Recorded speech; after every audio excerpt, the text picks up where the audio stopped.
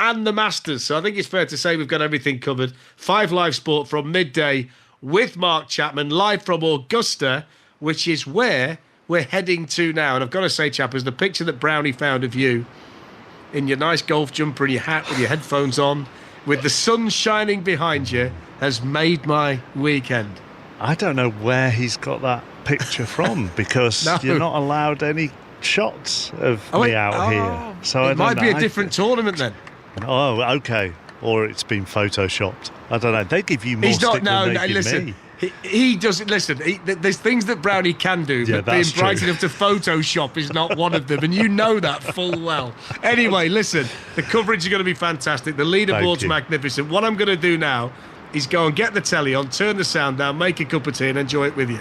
Thank you very much, Darren. Perfect way to do it. And if you haven't got access to the pictures, then the other thing that I always say is download the Masters app for your phone, because there are various things that you can watch on there. You can track players, you can track their shots. There's so many different stats and stuff on there. It's a really, really good app, and you can follow stuff on there whilst listening to us as well. So the team are out on the course. It is a sunny, lovely afternoon. There is a fair breeze depending on where you are on the course. Myself and Catherine Downs over 17, and it is breezy here, and there has been the odd drop of rain, as I know that there has been on Alistair Bruce Ball and Andrew McGee, who are over 15 and 16. Ian Carter and Trish Johnson are at Amen Corner, so that means they're looking overlooking the 11th green, the 12th tee and the green in the distance, and then the 13th tee. And James Gregg is in the studio for us, just with an eye on all the stats and the leaderboard and some of those players that we don't have an eye on at the moment, which would include, for example, someone like Scotty Scheffler, the defending champion, who is 5 under playing the 8th. So once he gets to Amen Corner, we'll get eyes on him. But as you're across everything there, James, do you just want to do a leaderboard first of all? Yeah, I'll set things up. So Justin Rose, Mark, as we know, leads the Masters, approaching the halfway point. He is at 8 under par for his opening 36 holes. That's absolutely scintillating round of 65 yesterday, and then a very solid 71 today. So 1 under par, that adds up to 8 under total. Hot on his heels though is Bryson DeChambeau at 7 under par. I should also just alert you to Scotty Scheffler moving into that group of players there at 6 under par. He's just made a birdie at number 8. Also at 6 under par, Rory McIlroy, rounding a sparkling round of 66 today. Really good par, 2 putts for par there at number 18 from that back level to make sure that it was a 6 under par round for him. A completely different feeling surrounding McIlroy on that back 9. He absolutely ripped it up. He played it in 31 strokes, 5 under, and well, the Northern Irishman right back in things. Also Corey Connors, the Canadian, he's at 6 under par. Matt McCarty, the debutant, he's there at -5 alongside Shane Lowry, who was round in 68. And I'd also just want to point you towards Nick Dunlap, who shot 90 yesterday, 18 over par. He could have quite easily said, my back's dodgy, I've got a funny wrist, I'm not going to bother today. He has just played the front 9 today in 33, 3 under par. What a stupid game we're commentating on. Might be difficult for him to make the cut. Yes, yeah. I think, well, that's also interestingly something we're going to be keeping an eye on. At the moment, top 50 in ties making the weekend. That is currently at 2 over par. With that weather set to turn, though, throughout the afternoon, and obviously you out on the golf course, you'll get a real good sense of just how difficult the conditions are getting with that breeze that's forecasted. Of course, some of the thunderstorms as well that may roll into town. That might just delay proceedings a little bit. I have a sneaking suspicion, sat alongside Andrew McGee here, that could well go to 3 over par. Yes, the wind is definitely buffeting on the 18th green, especially. We're seeing some short putts missed late in the day. Early guys had a big advantage today. Judging by the leaderboard, you can see the stars up on top. DeChambeau, Scheffler's making a run, McIlroy, Rose. Beautiful, beautiful leaderboard for us to enter the Saturday moving day, but how can they move much more than today? Well, they can't really, can you? Tommy Fleetwood, just out of interest, has just left a really decent birdie try down the green at number 18, just shy bang on line. So that's another player to look out for. The Ryder Cup start, just outside the top 10 at the moment. He's 4 under for his round after a disappointing 73 yesterday. So he moves to 3 under par alongside the likes of Ludwig Oberg, who himself was round in 73 today, and Hideki Matsuyama, the 2021 green jacket winner, who's also at -3. We talk about players being at the mercy of the draw and getting the luck, and just then with Andrew McGee talking about the weather conditions, that's the same with when you come on air and broadcast. You know, Justin Rose is done, Rory McIlroy is done, Bryson DeChambeau is done, Shane Lowry is done, Tommy Fleetwood is about to be done. So sometimes you just have to start your live golf commentary with Corey Connors, Ian Carter. Right, the best approach shot that I've seen in the 4 hours or so I've been sitting here at Amen Corner overlooking the 11th. It really was very special. He nearly holed it, and he was able to just tap it in for a birdie that puts the Canadian, who has a really good pedigree at the Masters for top 10 finishes and cuts made, puts him at 6 under par, and he's one to watch over the weekend. He's sizing up his tee shot on the 12th as we speak, and we had a lovely moment as well. Remember yesterday we were talking about Stephen Jaeger, who at one stage was 4 under par. He'd slipped to 2 over par when he got to the 11th here, missed the green short and right, but played the most wonderful pitch and holed it out for a birdie. So he's standing on the 12th tee at 1 over par. So we've seen some pretty good golf here, including from McIlroy earlier on, one of the rare occasions where this 11th hole has been birdied. Hit a wonderful second shot in there and capitalised. And I saw Justin Rose a good while ago when he came through on 12 with one of the best tee shots on that par 3, which he capitalised upon in the course of moving to 8 under at the halfway stage. But Ian, what would you, I mean, joking aside with Corey Connors, you mentioned he has a great record here. You know, 3 consecutive top 10 finishes in 2020, 2021 and 2022. And as we say every year, he's exactly the kind of player, whatever his form is on tour, and you can elaborate on that, but he's exactly the kind of player you don't rule out because of their consistency around this course. I think he's the kind of player you don't rule out of an each-way payout, if I can put it in those terms.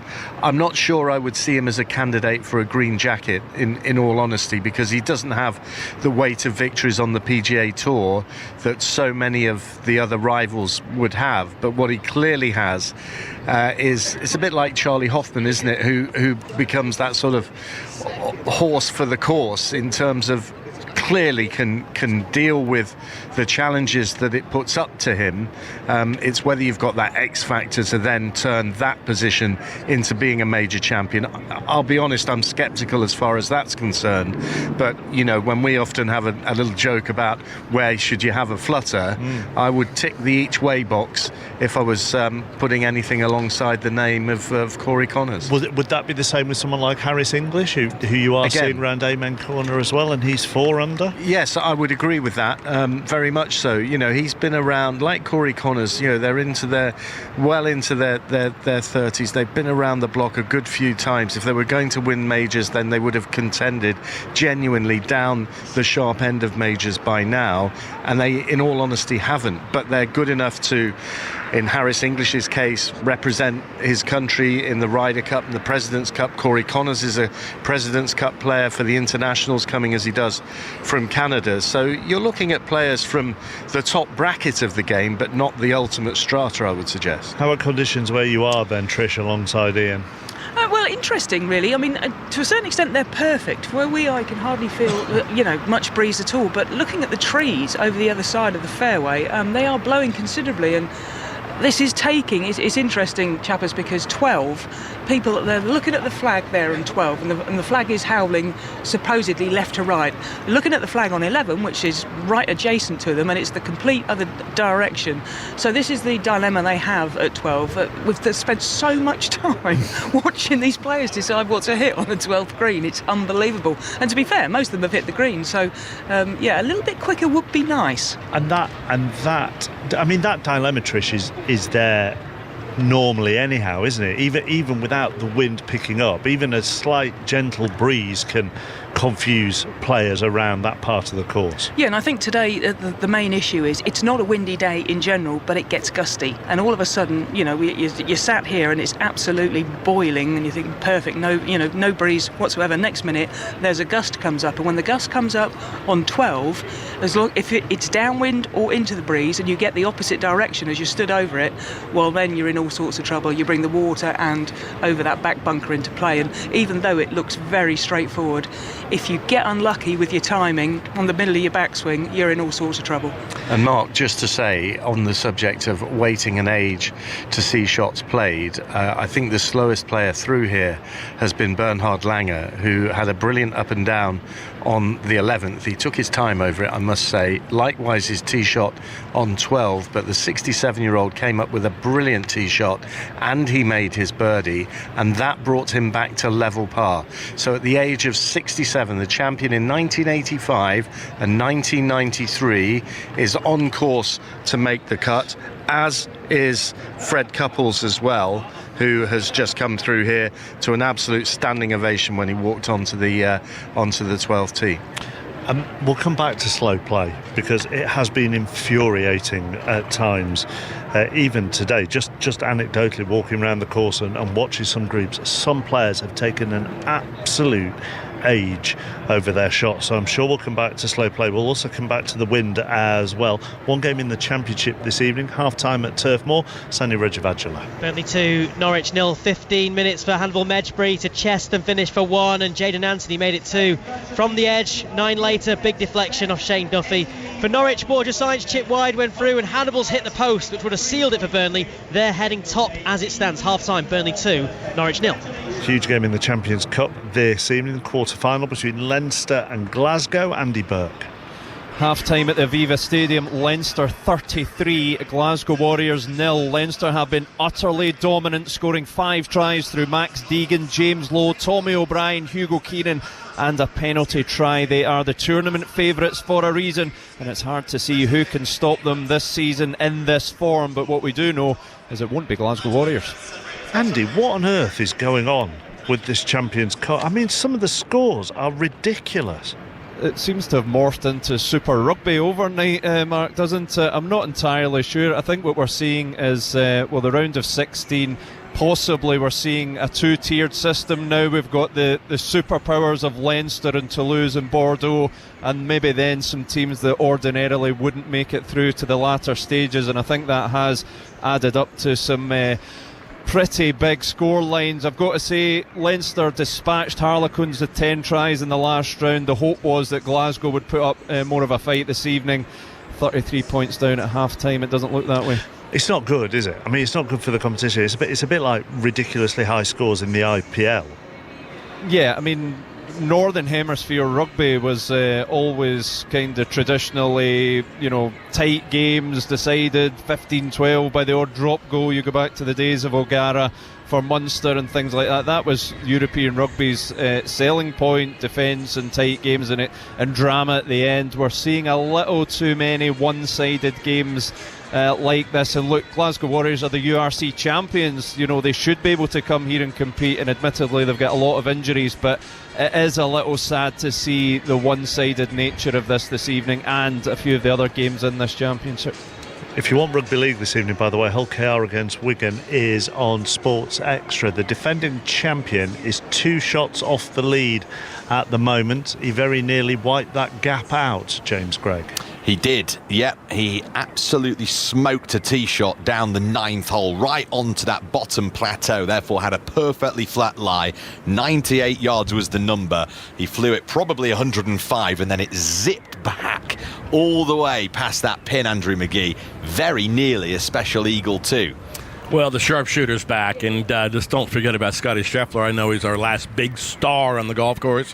While we're watching the cut line, it seems kind of weird at the Masters. We're paying attention to the cut line here on Scotty Scheffler's doing his thing, zipped it by the flag, zipped it past 6 feet uphill. He's just done the same thing on the 8th. He's making birdies. Watch out. He is. He did drop his first shot of the week. I put the mockers on him. Me and Andrew were just discussing the fact that he was bogey-free through 24 holes, and then on his 25th hole, naturally, he dropped his first shot of the week. He then did bounce back straight away at the first time of asking, did Scotty Scheffler. He's there at 2 under par on this round, playing the 9th with a birdie chance to go 3 under par for the round, and if he does knock that one in, he will join Bryson DeChambeau there at 7 under, just a stroke shy of Justin Rose. You said don't forget about him, Andrew. Do you feel, no, but do you sort of feel like I feel he's gone completely under the radar yesterday and today? And that's where he wants to be. Yeah, you know, he's an under the radar guy. That's why television ratings are down in the U.S. But I think he's exactly comfortable. It's only the Friday round. He's got 36 holes, he's got 45 holes left to play. And the back nine, here we go. But he is just, I don't know how someone can be pin high as often as this player can. He's just sizing up this putt. Below the hole is where you want to be. He was below the hole on 8 at Augusta National. This is it's a huge thing to be. And here he goes once again, 10 feet below the hole, James.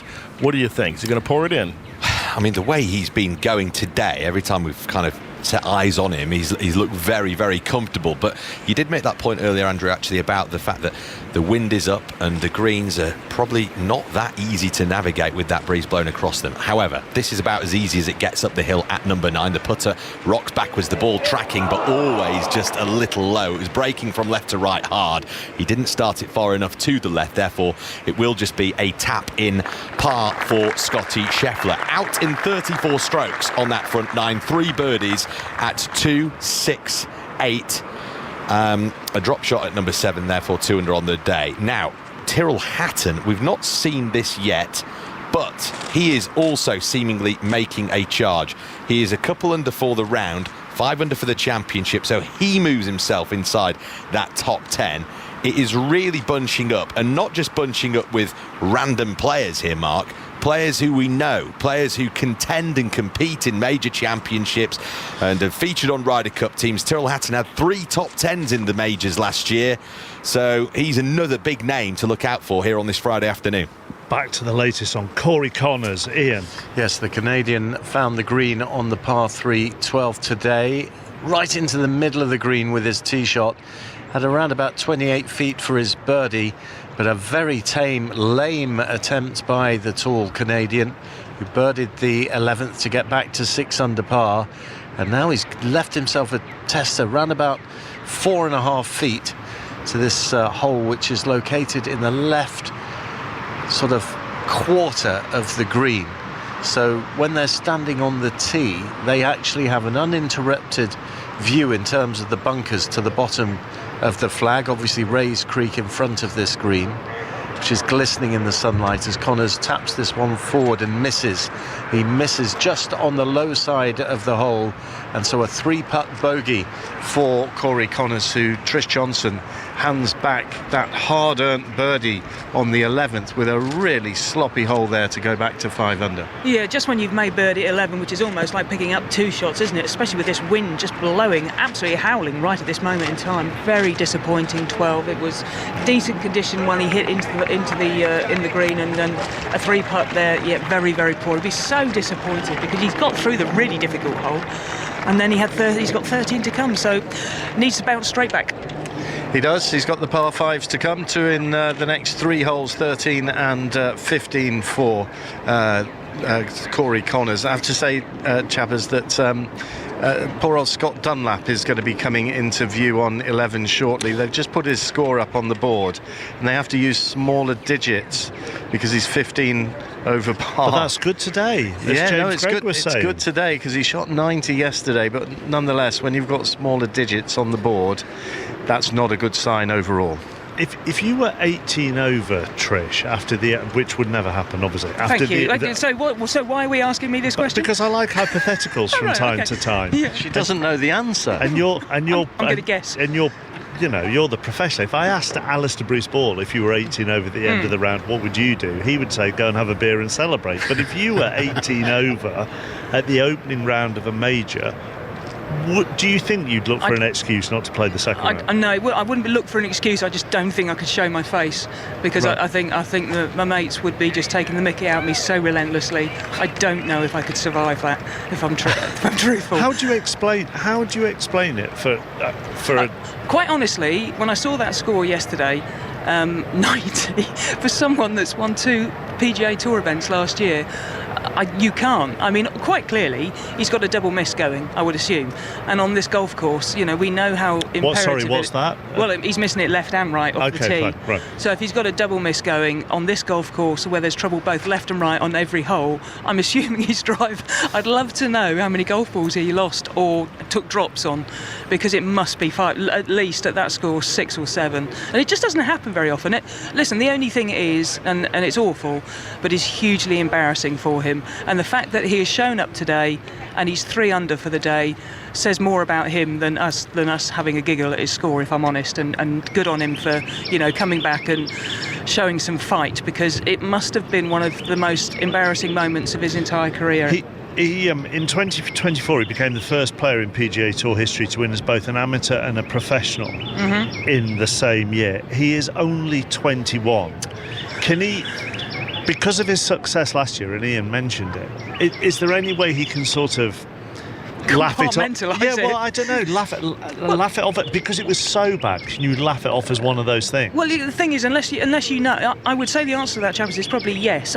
But we can't, suppose, because we didn't see it, and I'm sure there is a reason for it. Whatever it may be, like I say, it might just be as simple as he had the left and rights going, literally couldn't find the bottom of the ball, couldn't chip and couldn't putt. Add all that up and probably, in Rays Creek a few times, that it's a horrible feeling, and it's happened. Listen, I guarantee you, you ask Scotty Scheffler his most embarrassing moment, being spanked 9 and 8 at the Ryder Cup. That never goes away. Doesn't matter, that's a world number 1, but I think it's more about the fact that he's come back today and he's not 3 or 4 over par, he's 3 under par, and if he maybe gets it going on the back 9, shoots 5 or 6 under, yesterday will be forgotten very, very quickly.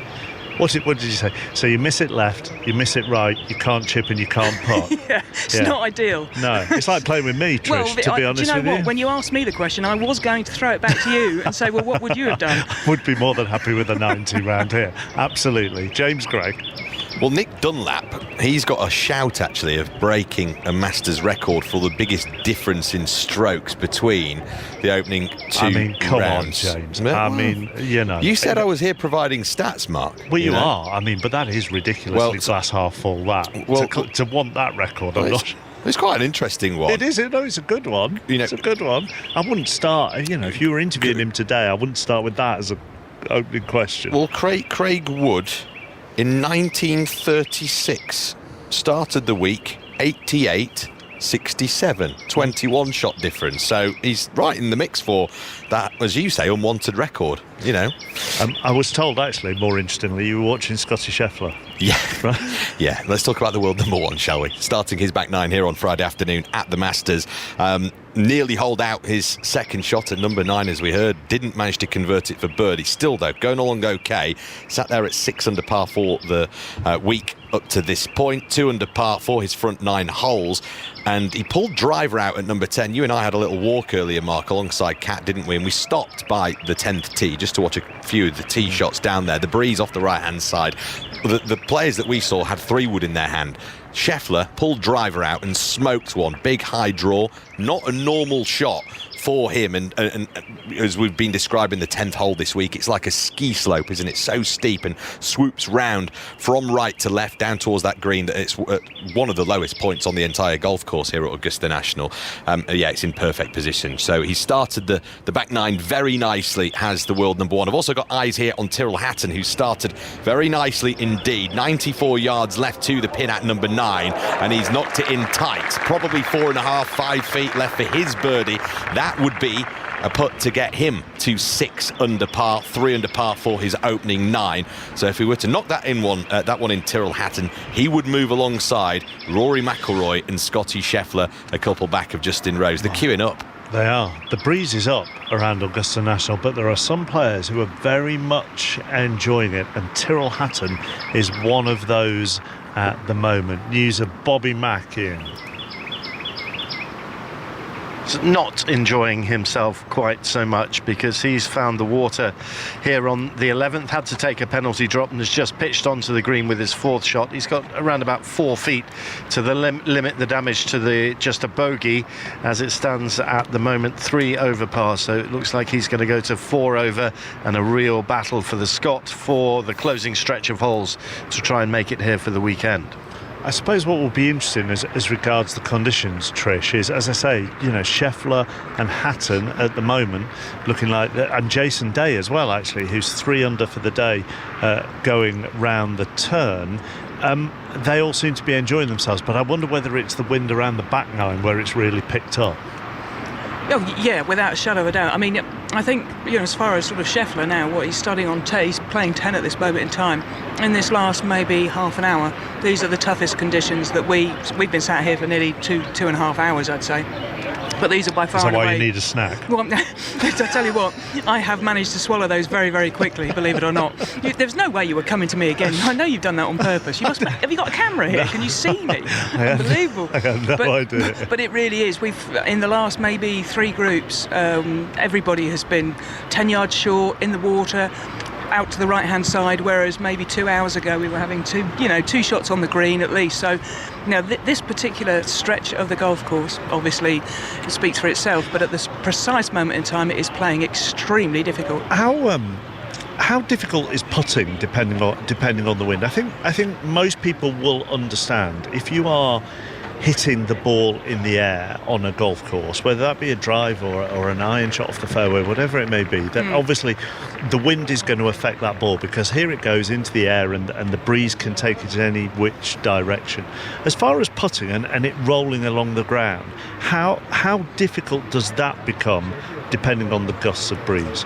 In general, not too bad here, because if you're on a links golf course and you've got a 30-mile-an-hour wind and it's coming across you, downwind into it makes a huge difference. But here, a little gust, the only time that you really do have to watch out, I'd say, is if you've got a slippy one downwind.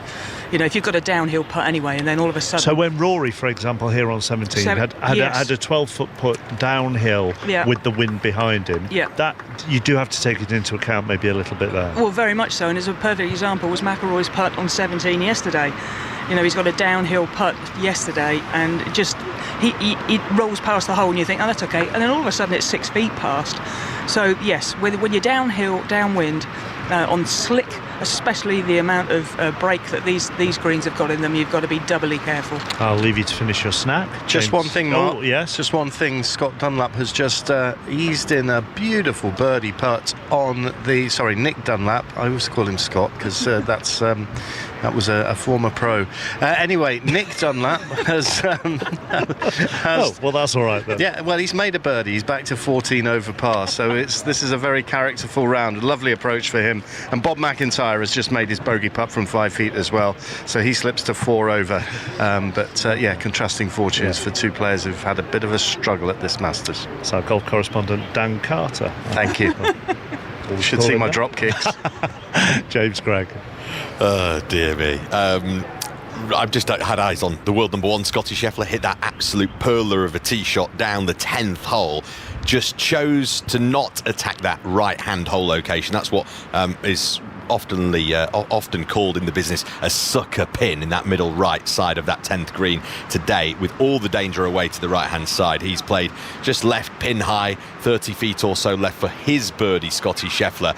And I'll try and bring you news of Tyrrell Hatton in a couple of moments' time, because he gave himself that really good look for birdie at hole number 9. If he were to knock it in, he would move to 6 under par. I think that may well be coming any moment now. So if you do want to just either stick around, in fact, here is Hatton on my screen here, and this is a very similar putt but shorter than the one that Scotty Scheffler had. Just below the hole, putting up towards the big white clubhouse here at Augusta National, and the Englishman rolls it home.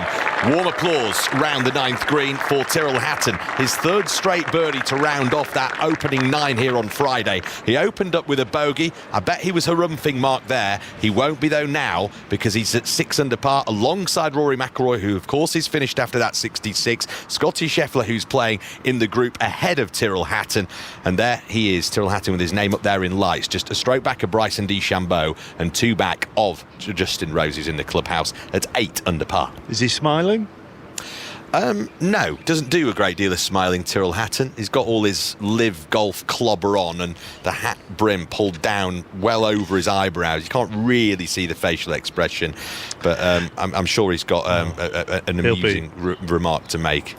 He'll be smiling on the inside, I would imagine. So here's 6 under, Scheffler 6 under, McIlroy 6 under, DeChambeau 7 under, Justin Rose 8 under. It is day 2 of the 89th Masters. We are coming to you live from Augusta National, and we'll pause for the latest BBC News. The voice of the UK. This is BBC Radio 5 Live. The BBC News on 5 Live. I'm Bethan Holmes. The government's looking to take control of British Steel's plant in Scunthorpe, and in a rare move is recalling Parliament tomorrow. MPs will debate an emergency law to protect the site, which employs 2,700 people. Teachers in England have indicated in an informal vote they would be willing to take strike action over pay. The government proposed an increase of 2.8%. Nearly 84% of members of the National Education Union said they would be willing to walk out to secure a better deal. Well, the Education Secretary, Bridget Phillipson, says any move towards industrial action by teaching unions would be indefensible. The Defence Secretary, John Healey, has urged allies to step up support for Ukraine at a meeting of around 50 countries in Brussels. The UK has promised an extra £350 million. The White House has insisted President Trump's tariffs will make the US richer despite the falling value of the dollar. It's dropped to a 3-year low against the euro. And a groundbreaking drug for patients with advanced breast cancer has been approved for use in the NHS in England. Capivasertib has been shown to shrink tumours in trials and extend life expectancy with few side effects.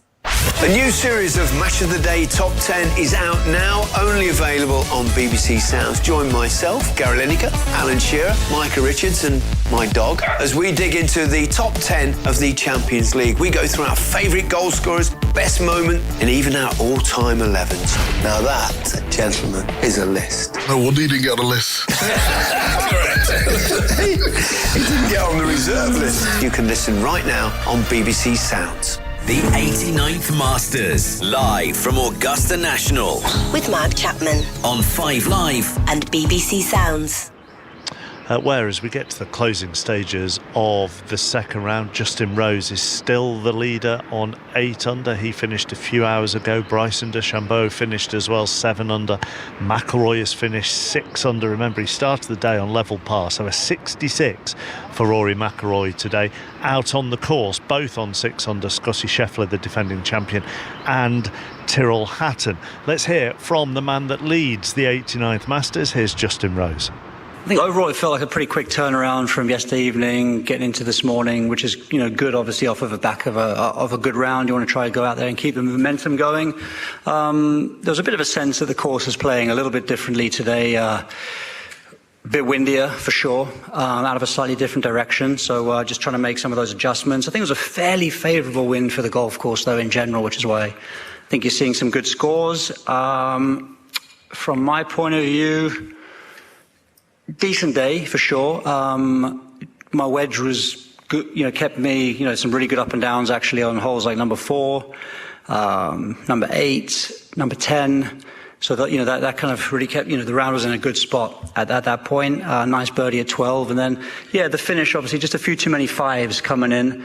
Didn't really take advantage of the par 5s, although they were both playing tough today. They were into the wind. I didn't feel like there was much value in trying to force birdies out of those holes, and then made 2 good swings really on 14 and 17, but just misjudgments on the conditions and the wind. But those 2 5s could have been 2 birdie putts quite easily, and it would have changed the complexion of the round a little bit. But overall, under par, in a great position going into the weekend. Yeah, 1 under par for the day, Justin Rose. He talks about too many fives. He bogeyed the par 4 14th. He parred the par 5 15th. He actually birdied the par 3 16th, but then the next 5 came on the par 4 17th, so he bogeyed that, and then he finished with the par as well. What struck me, Catherine Downs, because we walked several of the holes with him this morning, was how, and I mean this in a really complimentary way, how robotic he was, how consistent he was. The demeanour didn't change once throughout the whole time we walked with him.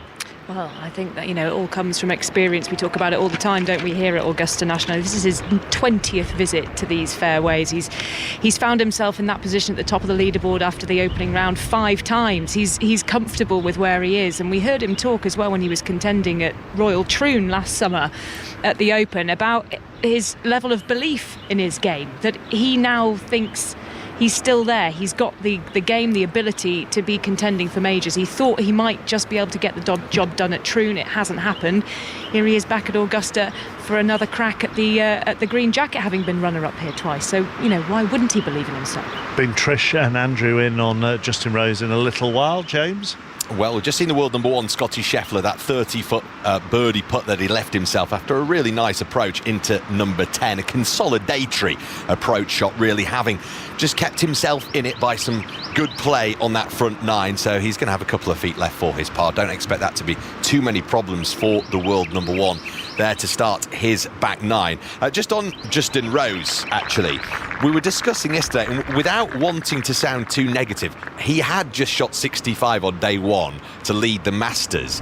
But it was Alistair, wasn't it, who pointed out yesterday evening when we were having some dinner, he said, actually, if you look at the tee shots on that back 9, they weren't brilliant, and we'd all seen a bit of Justin Rose in trouble, but he still managed to come home with that score. And even up the last, obviously he did bogey the last. He was 8 under, stood on number 18, wasn't he? So I've done a little bit of digging without getting too statsy. He only hit driver 5 times today, and he hit 12 fairways. Yesterday he hit driver twice the amount of times, and he only hit half of the fairways. So clearly a bit of a change in strategy for Justin Rose. 3 wood off the tee, and that's what's helped him round. Obviously he hasn't shot 65 today, but that's helped him kind of validate that really good body of work from yesterday by just getting the ball in play and not having to feather stuff out of the pine straw. Sounds like he listened to you, Ali, if you want to crawl out from the bus under which James just threw you. Sorry, do you know what? I wasn't listening to any of that at all. Good. Oh, that's excellent. Good, isn't it? Yeah. James was just mentioning how over dinner last night you were talking about how wayward you thought Justin Rose had been off the tee. Ali, I was merely pointing out how you spotted something that none of us spotted. So at the moment we've got Ali under a bus and James digging himself out of a hole. Yeah, but to be fair to Trish as well, Trish said to me straight away, that is easily fixed. Get yourself down the range. That's exactly what his caddy Justin Rose would have said to him. Let's get out there, get a few swings, and it wasn't a problem. Always struggles, doesn't he, off that 17th tee. That has caused him problems before, but there he is leading the Masters. Quick story here, Mark. So I'm sitting to the left of the 15th green, one of these fabulous commentary positions we have here for 5 Live. Every year we're here at the Masters, and Trish as well was talking about this breeze sort of gusting up on the back 9, and it's just cost Bernhard Langer quite crucially here on the par 5 15, so no chance that he's ever got the length now to get here in 2 shots. 550 yards par 5, so he's hit it into the layup position, and just before he hit the approach, the wind has got up. You can see the yellow flag being tugged quite furiously at the moment, and as soon as he released the wedge shot and it got in the air, you could see it climbing, and it sort of stopped at the top of its parabola, didn't quite get far enough up the green, hit the green, spun back, and has ended up in the water. And the reason that is relevant, of course, Bernhard Langer announced at the start of this week that this will be his last competitive Masters. Level par playing this hole, but now into the water for 3, playing onto the green for 5. The projected cut is at 2 over, could easily take bogey or double bogey here, so it could get a little bit tight on that front. We know how competitive Bernhard Langer is, how much he would dearly love to make the cut at this year's Masters, and the conditions there, and all that experience, you can have it.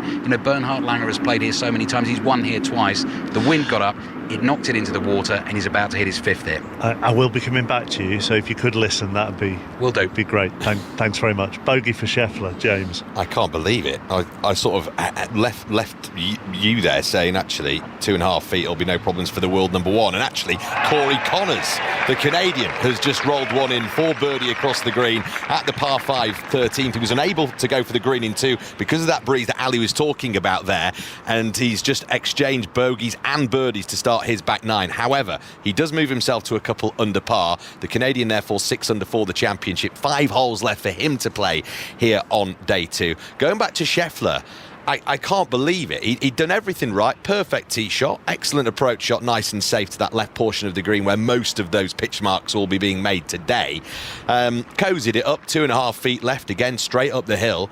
Just an open blade, a really, really angry looking world number one. He was gesturing and sort of looking back in disgust at the hole as if something had popped its head out of the hole and almost headed it away.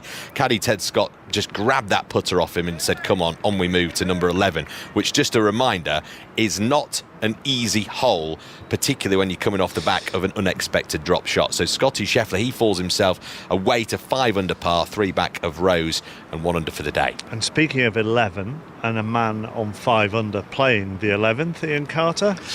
Yes, playing the 11th at 5 under par. I'm not sure who you're talking about. Tyrrell Hatton. Jason Day? Jason Day. Yes, Jason Day. He's not...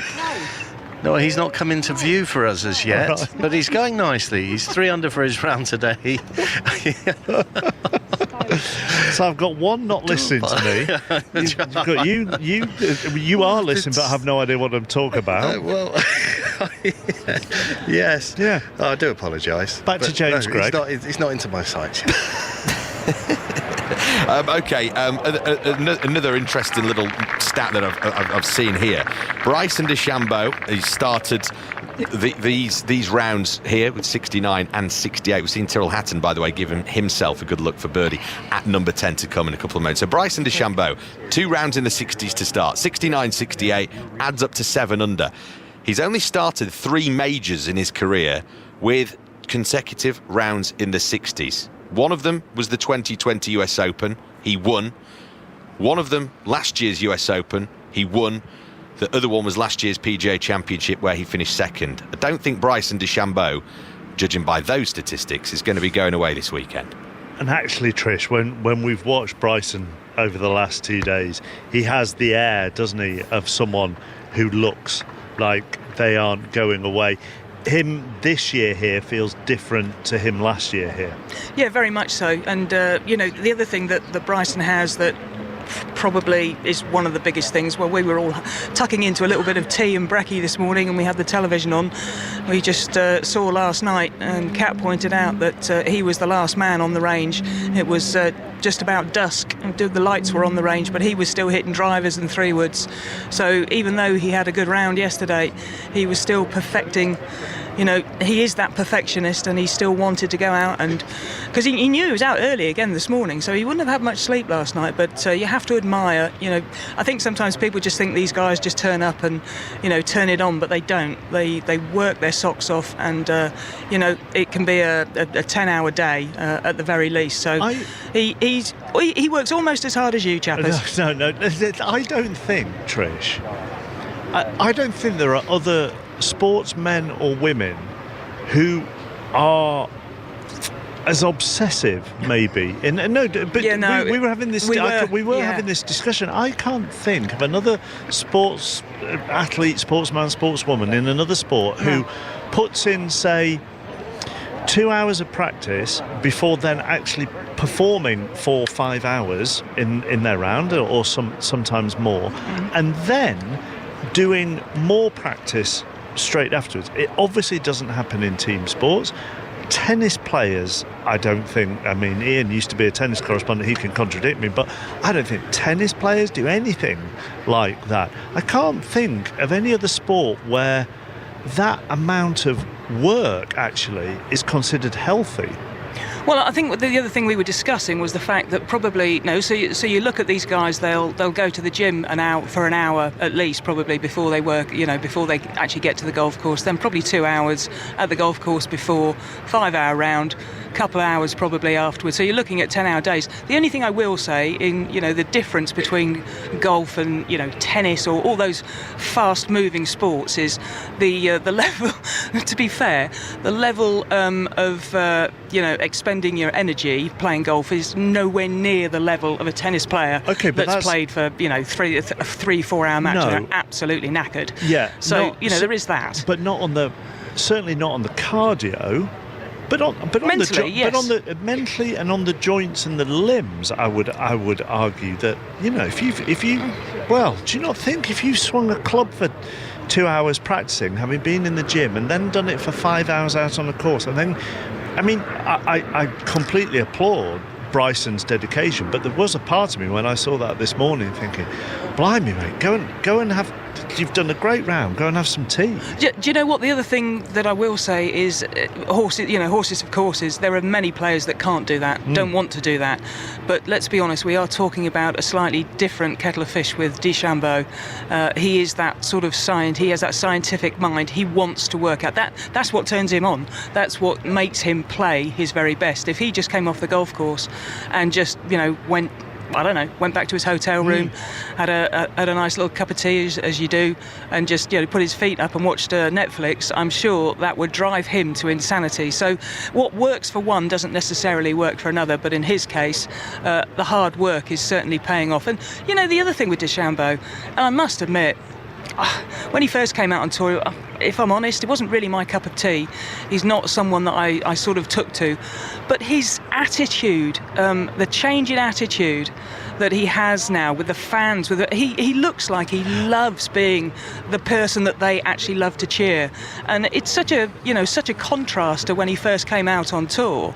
And he was very lippy about how easy everything was, and Augusta was a par 67 for him, and it didn't take him long to figure out that probably wasn't the right thing to say. But it is quite such a turnaround in his circumstances, and it's lovely to watch. And I must admit, I've changed my mind. I really enjoy watching him play. I love people that show you how much they enjoy what they're doing when they're getting paid an arm and a leg, and they're at the top of their game. And actually, Kat, you said exactly the same thing to me as we just turned round here on our vantage point that overlooks the 17th green, the 18th tee, and we just turned round after it's about an hour ago now that Bryson DeChambeau teed off on 18 and walked past us, and you said exactly the same thing about how he welcomes the attention from the crowd. Yeah, he needs to be loved, doesn't he? I think, and that's why he, maybe didn't have the success that he hoped he would have with that scientific approach to golf and bulking up and this club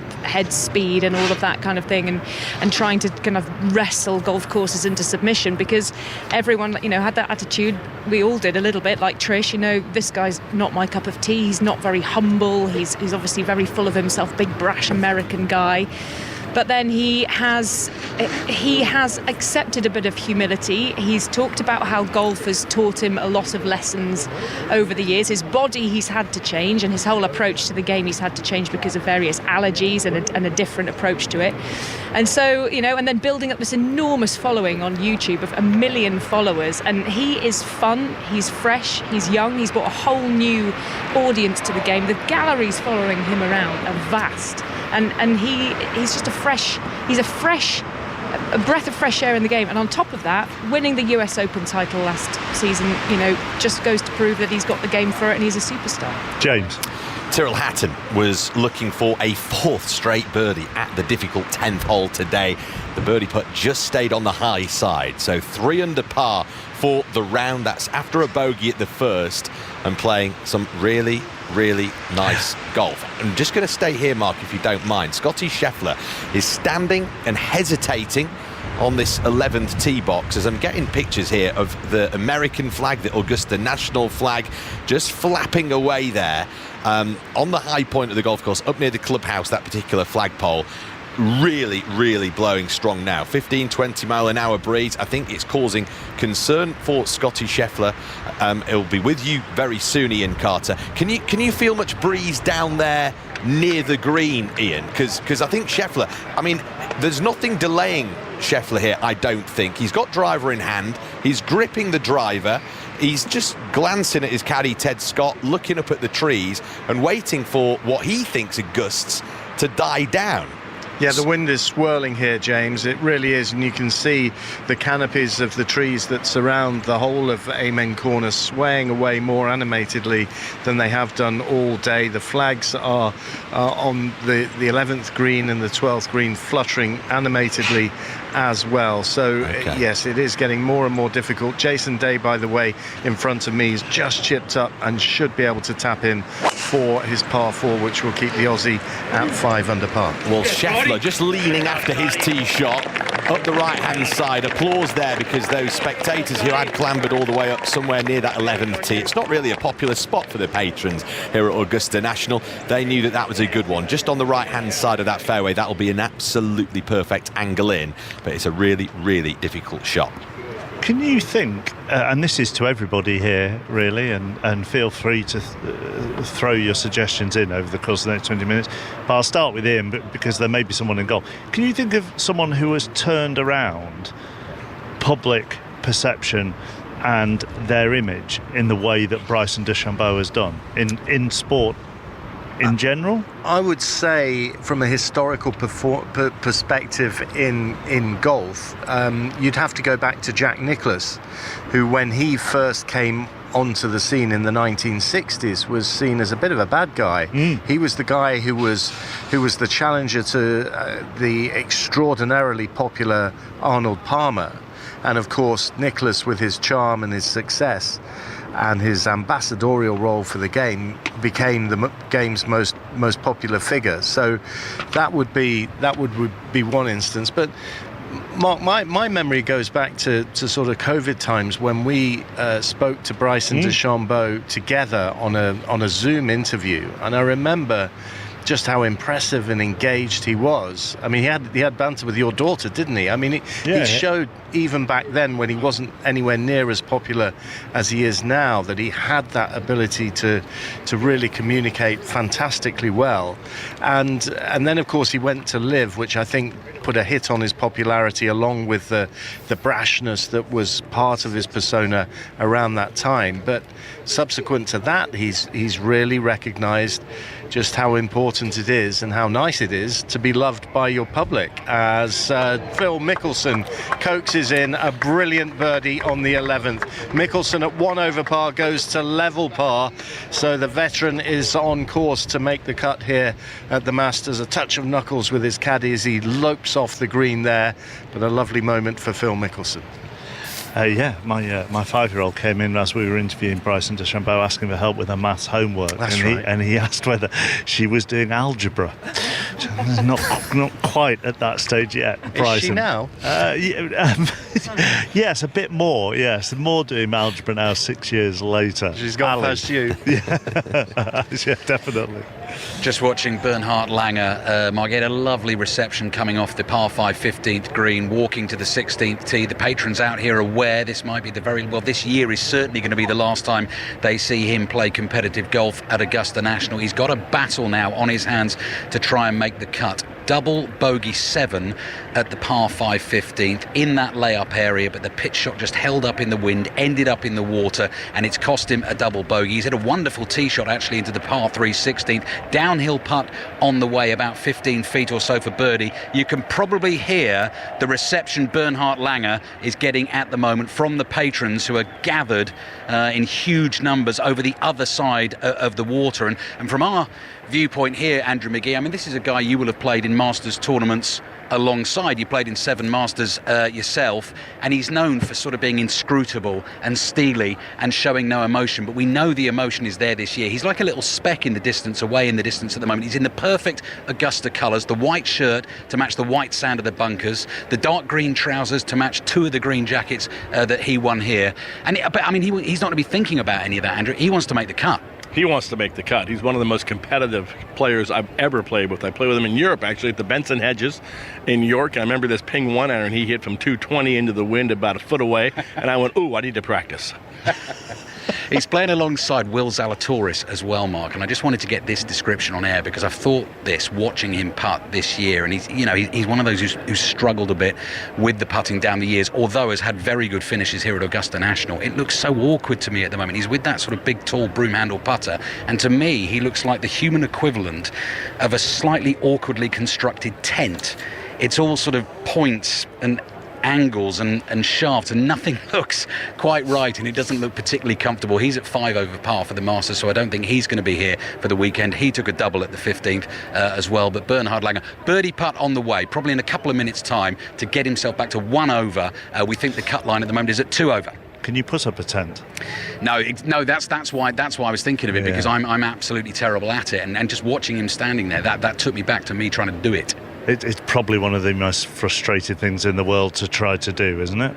Yeah, absolutely. Absolutely. I want to talk to Andrew McGee about Bernhard Langer. Will shortly, but James Gregg's watching Scotty Scheffler's second on 11. He's just deep in conversation with his wonderful caddy, Ted Scott, high up on that mound that towers above that 11th green. In the distance, it's a picture-perfect scene as you look down towards Amen Corner. This the first of that famous trio of holes here at the Masters. So Ted Scott, who was on the bag for both of Bubba Watson's Masters victories, and of course both of the world number one's green jacket victories here over the last 3 years. 212 yards the number. That breeze making life very difficult for any player out there on the golf course, but particularly at this treacherous long par 4 hole. The pin today cut on this very long and deep green with water towards the left-hand side, just 8 paces on the surface. Left never the play here, particularly not on this day with all the breeze and an attritional day needed. Ian Carter, you're sat there at Amen Corner. Scotty Scheffler has hit an absolutely catastrophic golf shot. So catastrophic that no one here can see where it has landed, James. People are completely nonplussed, so you'll have to tell me where it's gone. Well, it looked to me like it was about 40 yards short of the green to the right-hand side. Catastrophic, perhaps a little bit strong. Catastrophic would probably been in the water over on the left-hand side there. But that is not the easy chip that he's left himself at all. Usually somewhere near pin high right or somewhere up there near the green. But that's almost like he's wedged it out from the trees. I think it was just a straight fat. I can see it now. Oh my goodness me! I mean, from the fairway to come up that far short, he is a good 90 yards short down the right-hand side there. And as you say, James, that's the sort of outcome you'd expect for someone who's had to pitch out of the trees there. So that is an inexplicable miss, isn't it? Yeah, for the world. It's extraordinary. When James was talking, we were thinking it was Justin Thomas's ball that's come up 50 yards short, but he clearly has just hit it dead fat, which is extraordinary. Just to let you know, Jason Day's found the heart of the green on 12 with his tee shot. Oh, that's what I was just going to ask, if you'd noticed he was on the 12th tee. Well, I didn't, because I was looking for Scheffler's ball, and someone very helpfully came into my ears and said, "Oh, Jason Day's hit the green." I'll be honest. Will you be relieved when Jason Day's through Amen Corner? I think I probably will be, yes. Let's go to the Championship. Burnley against Norwich. Sani Rajavajula. Well, this game did feel like it was just washing over us, but Norwich have pulled a goal back. It's now Burnley 2, Norwich 1. Jack Stacey on as a sub, stabbing home after a corner was flicked on by Kenny McLean. 77 gone. Burnley 2, Norwich 1. So at the moment, with Justin Rose, our leader, on 8 under, Bryson DeChambeau on 7 under, Rory McIlroy on 6 under, they are all done for the day. We are monitoring Corey Connors, who's on 6 under and playing 14, Tyrrell Hatton, who is 6 under through 10, Scotty Scheffler, who is 5 under, and Ian will be keeping an eye on him on 11, and Jason Day, who is on the 12th green, the Australian, is also 5 under, but Alistair Bruce Ball and Andrew McGee are keeping an eye on Bernhard Langer as well, who is on the 16th. This is going to be his last Masters. We'll go back to them shortly. Ian is watching Scheffler. Yes, he's arrived at his ball, and if I turn immediately to my left. I can just see him on the right half of the fairway, and I'm guessing here, but it's around about 90-95 yards to the flag here. Yeah, maybe just even a tad more when you look at how far back. I am actually absolutely gobsmacked. And James is the only one that's actually seen that, but I can only assume, James, he's just absolutely hit it dead fat, has he? Yeah, I mean, there was a lot of indecision there. Both he and Ted Scott, they were discussing that second for a long while, a lot longer than usual. I think he had two clubs out at one stage, so maybe decided to club up. Well, here he is now, James. He's addressing the ball over it, and it's a full swing as he launches this wedge towards the flag, which is in the front left corner. Lovely shot, third shot from the world number one, and it just spins back to the front edge of the green, and he's given himself 14-15 feet to save par. Scotty Scheffler, who dropped a shot by 3-putting the 10th. He's at 5 under par, 1 under for his round, but in 3 shots now he is on the green at the par 4 11th. Corey Connors has parred the par 4 14, so he stays 6 under, 2 off the lead. Let's get that Bernard Langer news, Ali. Yes, the human tent that is Will Zalatoris has been erected and put away again on the par 3 16th green. He made his par, he remains at 5 over, but let's chat Bernhard Langer. He came agonisingly close, Andrew McGee, to a fabulous birdie on the par 3 16th. A lot of people will know this hole. 162 yards it's playing today, over the water, glistening in the sunshine, and the pin is cut tight on the right, so it's a green that slopes from right to left, and you've got to try and keep it up on that top slope. He was up above the pin, speedy one down the hill, and there was a little leg kick, because I think he thought that was going to drop in, and it just missed, and he stays at 2 over par, right on the cut line. Did you notice a leg kick? I thought I saw a little leg kick, holding the high putter with his left hand, very balanced for a 67-year-old, and he dropped his putter after it missed the hole on the high side, so he definitely thought he made that putt to get to 1 over, to have a bit of a cushion for this possible 2 over cut. You want to make the cut, not for the money, just because. And you said there to Mark, one of the most competitive golfers you've ever played against. You don't say that lightly. That is his reputation. It's the precision as well, isn't it? It's the famous story about Colin Montgomery partnering him in the Ryder Cup and asking him for a distance. And Bernhard Langer said, is that from the front of the sprinkler head or the back of the sprinkler head? That's him, isn't it? Well, plus he's a super nice man, and he's offered me much help. I've known him for 40 years, since I've been 22 and playing in Europe, and every time I see him, he's so happy to see me, and I don't know if he's pretending or what he's doing, but he's always polite and just a wonderful, wonderful human being. So was he enjoyable to accompany around a golf course then? Well, No. No, but as soon as the golf was over, he was a wonderful guy, and he somehow knew what I was doing without me telling him. He just paid attention to what you said maybe months before, and it just kept that in his mind. And always a gentleman, a lovely guy. And I just, every time I see him, I just give him a hug and just say, wow, I'm just honored to be in his presence. I'm guessing I think I know the answer to this already. Would there be much chat on the way round? No. Right. Let me just say that he's a competitor and he wants to beat you, but as soon as it's over, he's your friend. Okay. Did you try?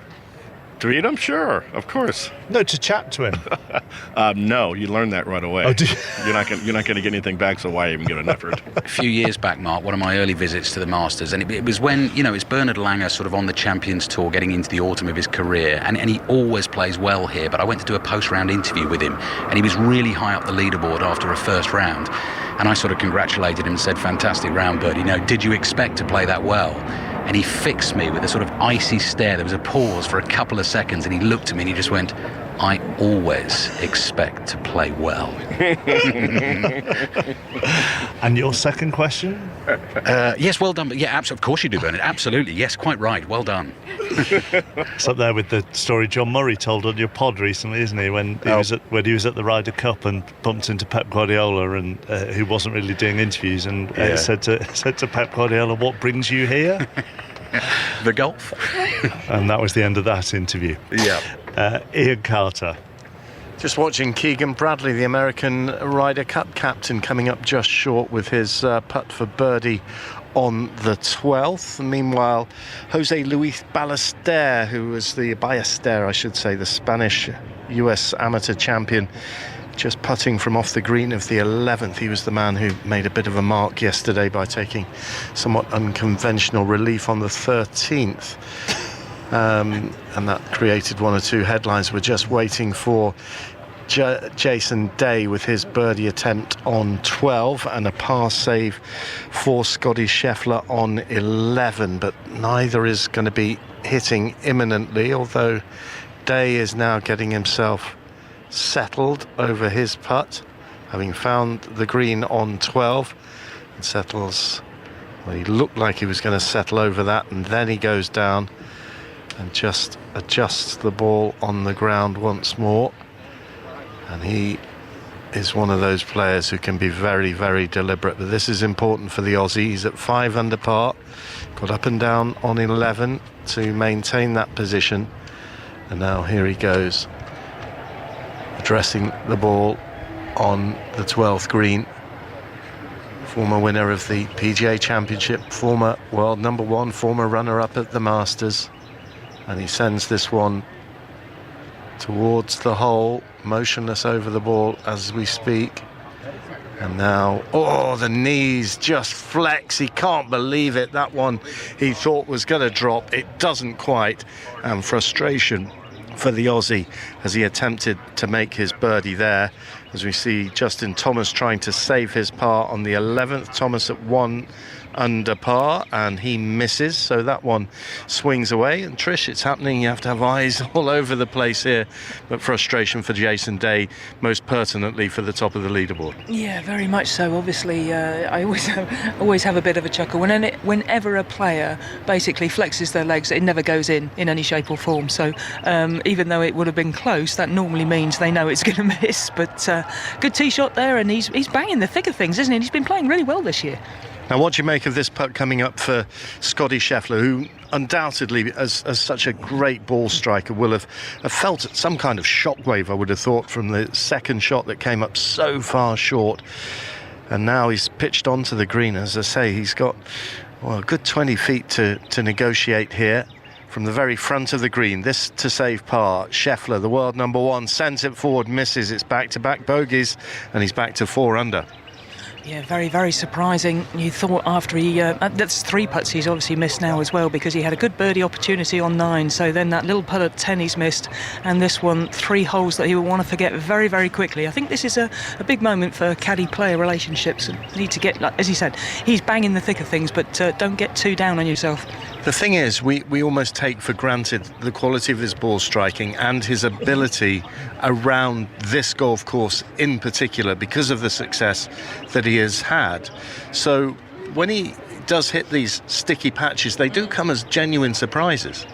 Well, yeah, and obviously, what did he have? 210 yards there to the flag, and he's hit it halfway. So that is a very, very unusual occurrence for a top-class professional, let alone the world number 1. But the last hour has been very, very tricky for him, and he needs to settle down very quickly, because it's not going to get any easier. 12 is really difficult. The wind is howling, and it's stopping and turning, and then you're hitting straight back into the wind on 13. So 13's no gimme birdie at all. Rays Creek really does come into play. So in from here, if he gets in at level par for these next 6 holes, I think he'll do really well. It's the trickiest hour, Trish, actually, of his 89th Masters, really, because up until he played the 7th today, he hadn't had a bogey. No, so now he's gone 3 bogeys in 5 holes. Yeah, exactly, and it's not something he's used to in any shape or form. So again, it is very much a question. He's got his head down, he's looking at his feet as he's walking. He's not looking the happiest, but this is a big moment now. He needs to hit the green, and this is like his caddy. Ted Scott will be thinking, right, Scotty, you're the world number 1. You're 4 under. You're right in the bang thick of things. Let's not make this. Let's not drop any more shots. Let's just be sensible.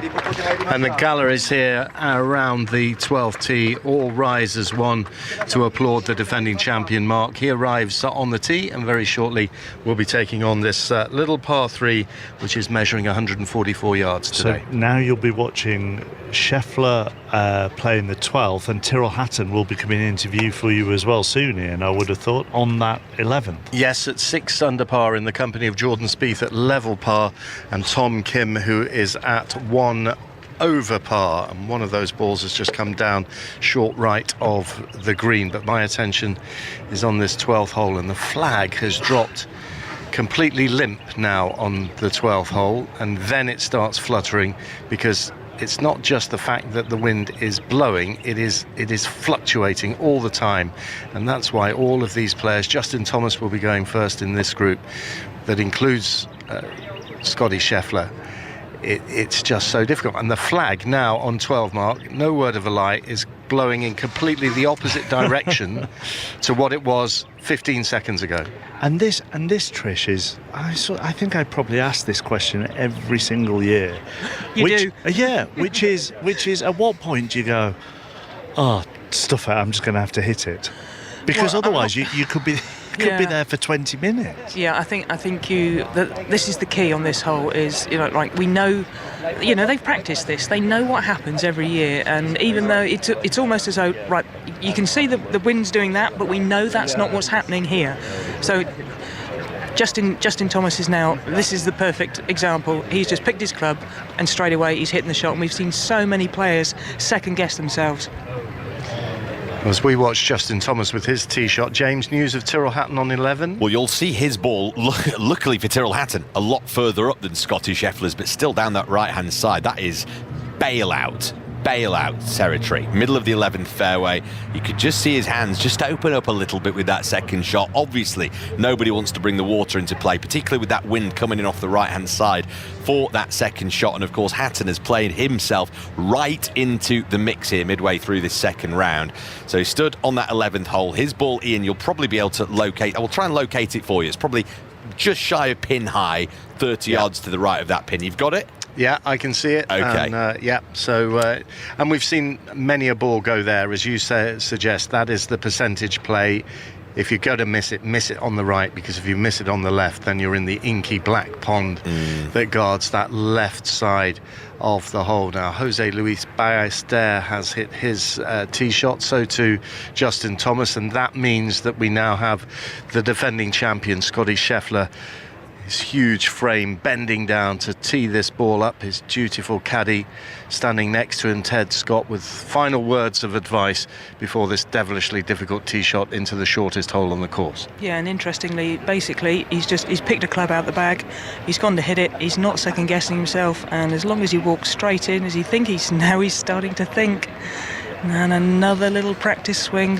Ted Scott going to come in, and nope, he's just standing there. He's absolutely sure he's got the right club, giving him the right information. Here we go.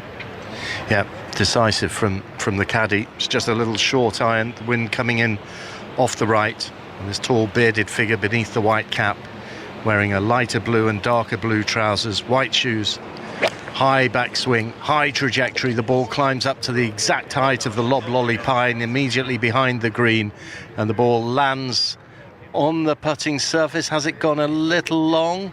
Yeah, just through the back of the green, but no great danger, just bounced off the mound at the back of the green, so he hasn't found the putting surface, and things just a little rocky for the defending champion, because it bounced into a bush and then came back out, and he will have a shot for his second shot on this 12th hole. But rocky times for Scheffler at the moment, back at 4 under par after back-to-back bogeys, with Justin Rose, the leader, still and happy in the clubhouse at 8 under par. Tyrrell Hatton has emerged before us, and he has come down towards his ball on the 11th, so the drama continues down here at Amen Corner. The Englishman at 6 under. He's having to dig in, Trish, isn't he, the world number one? This is a bit of a battle at the moment. Yeah, do you know what? It's great, isn't it? Because we've very rarely seen him in this position. Everything nearly, especially at this golf course, is so straightforward and simple for him. It has been for, I don't know, the last 3 or 4 years, but right now he's in all sorts of bother. And we go back to Ian with Tyrrell Hatton here. Yes, he's arrived at his ball, which is just short right of the green. He's probably got about 15 paces to the putting surface, and he just needs to nip this off the fairway and land it on the putting surface and let it dribble down to the hole. And he bounces it just short of the green, and then it climbs up onto the putting surface and gathers pace, and that's beautifully judged by the Englishman at 6 under par, and a lovely shot. He's urging it to just have a couple more revolutions. If it had a couple more revolutions, it would be right next to to the hole, but as it is, just 2 feet away, nicely judged. Absolutely a beauty of a shot. We watched Brian Harman take about 10 minutes to try and play that shot and play completely the wrong shot. Tyrrell Hatton, he's just bumped it into the little ridge there, just got over the ridge with enough momentum to bring it down that really steep slope, and he beautifully played. And this could be the week, Mark. This could be the week where Tyrrell Hatton genuinely challenges for a major. That is the next step for him. He has won big tournaments. You know, for someone who is playing on the Live Tour but still combining a DP World Tour schedule within there, as he is at the moment, which is keeping him in the top 20 in the world without doing anything amazing in the majors. That speaks volumes for what a fantastic golfer he is, and he could be a real contender over the weekend. We are mixing the golf this evening with all the other sport that's going on. Burnley lead Norwich 2-1 in the Championship. I think the final whistle has gone in the Champions Cup. Leinster against Glasgow. Andy Burke. Yes, full time here in Dublin. Leinster 52, Glasgow Warriors 0. Another statement victory from the tournament favourites. Leinster put on a rugby clinic, running in 5 first half tries through Max Deegan, James Lowe, Tommy O'Brien, Hugo Keenan, and a penalty try to lead 33-0 at the break. And Gary Ringrose, Dan Sheehan, and another try from Deegan added gloss to the scoreline as Leinster fired another warning that they are the team to beat in this season's Champions Cup. Let's go back to Turf Moor. Sani. Burnley 2, Norwich 1. The final whistle is but moments away, so it looks like a 4th in 5 for Jayden Anthony will be the difference here. 94 gone, Burnley 2, Norwich 1. Let's go to Alistair Bruce Ball, who's watching. Are you watching couples or Connors or both? A bit of both, okay. Actually. I'll talk to you first about the consistent Canadian Corey Connors, who's clipped her clever. That's enough of the seas. Pitch shot into the 15th green. He's 6 under par, just 2 shots off the lead. Everyone now playing the par 5 15th. I mean, look at the flag, Andrew McGee at the moment at the top of the flagstick, really being tugged there. The breeze is in the face, and none of the players now are going for this green in 2. Connors with the layup, got it to the distance he wanted, and the pin is cut very tight to the left-hand side, the shallowest part of this green, but he's parked the ball in about 10 feet away, and he's got a good birdie putt to come, which would get him to 7 under par. Ian. Scotty Scheffler has just chipped in on the 12th. Absolutely incredible. The ball bouncing out of the bush. And how often does Scotty Scheffler do that at Augusta? He just pulls something out of the fire, holes out from off the green, and suddenly the whole dynamic changes.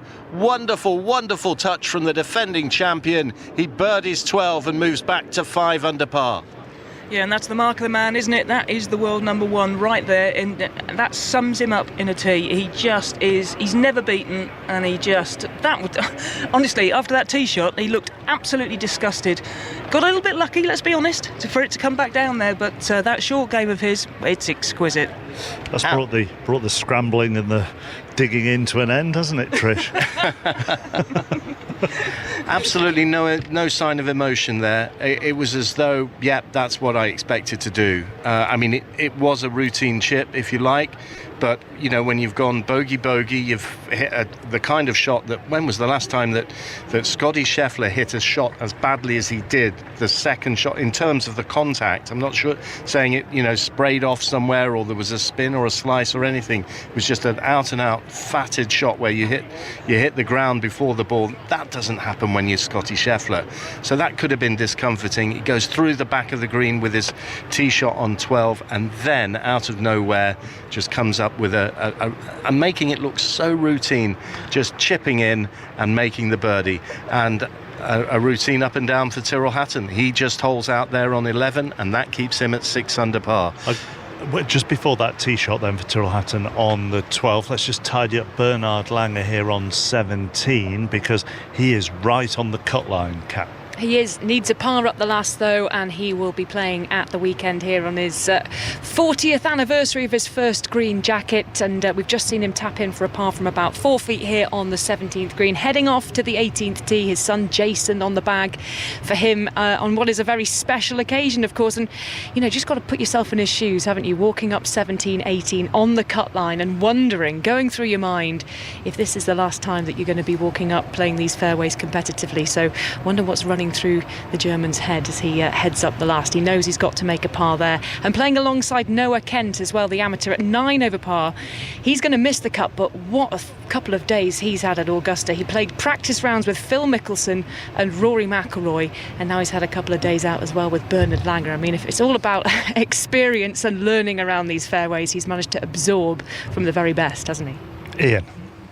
So Tyrrell Hatton has arrived on the green. The shadows are lengthening now. It's beautiful sunshine here at Augusta, but what is foremost in the brains of these players is just the direction of that breeze that is coming across, that fluctuating breeze, and Hatton just with his caddy there just showing him the direction that he feels it's coming in off the right. It's sort of hurting a little bit, isn't it, Trish?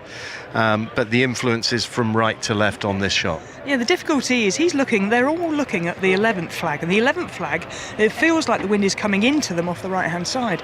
You look at 12, well, it's the complete opposite. If anything, the flag is flowing the other way, and it's hardly blowing at all. So, honestly, people don't realise it really is very, very tricky it's like you're second-guessing yourself all the time. Conflicting evidence of the elements here as Hatton is now ready to go, fires this one on, and it's flying towards the right side of the flag, which is cut on the left side of the green, and that lands right on the back portion of the green, and I think that has clung on to the putting surface. It's very difficult for me to say from here, just in the first cut of the rough at the back of the green, but absolutely no trouble for the Englishman, who's currently at 6 under par and will be eyeing Justin Rose's lead at 8 under. Yeah, and I think that's a very, very sensible play. The only place you don't want to go on this hole, especially when you're at 6 under and banging contention, is the water at the front. So, yeah, he's got a little bit of a tricky up and down, but as we just saw with Scheffler, it's very holeable. We're going to Sports Extra very shortly to continue our golf coverage all the way through until the end of the second round. But when we took over from Darren Fletcher earlier, we began our coverage here on 5 Live with Corey Connors news, and I think we're going to end it with Corey Connors news. Birdie putt from 10 feet on the 15th green to get within one of Justin Rose's lead. He's tickled this down the hill, but so many players scared of that putt. He's just feathered it, and it's come up a foot or so short, so he's not going to make his birdie there. He'll tap that in for par shortly. I've been watching this putt all afternoon, Andrew, where this pin is to the left-hand side of this 15th green, and anything from where Connors putted from there, or anything coming in from the right-hand side, it is dangerously fast, and they breathe on it really to try and get it running towards the hole. Yeah, it seems like they all watched the Golf Channel last night and saw all the shots going in the water, and they're very scared of this downhill putt on this 15th, but they're leaving it a foot short for birdies, and that's not what a pro should do. So Corey Connors taps in for par, right in the mix at the Masters mark, just 2 shots off Justin Rose's lead. Would you do that after your round, Andrew? Would you watch back highlights and other shots and stuff to see what the trend would you? I think my house always had the Masters feed on the whole time, Golf Channel on the whole time. Probably never turned it off at night. It was always on, and you woke up. It was on when you got home from the course, and right now it's on at our place, and I'm not even playing the damn thing. But yeah, it's the Masters week, man. Get into it. Let's go. By the way, Mark, the way to avoid the tricky putt is to try and hold your second shot. No one is going for this green in 2 now because the wind is right in their face. This hole is made famous by Gene Sarazen in only the second ever Masters when he holed his second shot in the final round. I mean, an albatross is such a rare bird on a golf course, but it shot him up the leaderboard. He eventually won it in a playoff to win that year's Masters. And Brooks Koepka this afternoon, I just arrived here, very nearly made only the second ever 2 on this par 5 15th. Wonderful high arcing iron shot second that landed about 2 feet from the cup. It took the break, was rolling towards the hole, and it just parked right on the edge. That would have been absolutely sensational. What do you get for an albatross? Oh, there's a good question. There is a good question. You've got to get some serious crystal for an albatross, yeah. As Andrew tells us, I'll look he it up. has them. Crystal, if you eagle. We don't know what you get for an albatross. We will tell you that on Sports Extra. In some of the other, it's a good tease, isn't it? Yeah, brilliant. Burnley Norwich finished 2-1 to Burnley in the Championship this evening. Massive game in Super League tonight that was on Sports Extra. Hull KR 12, Wigan 28 is how that finished, and Leinster thrashed Glasgow in Rugby Union's Champions Cup. So our golf coverage of the second round of the 89th Masters continues on Sports Extra here on 5 5 Live. It's the latest news with Bethan Holmes.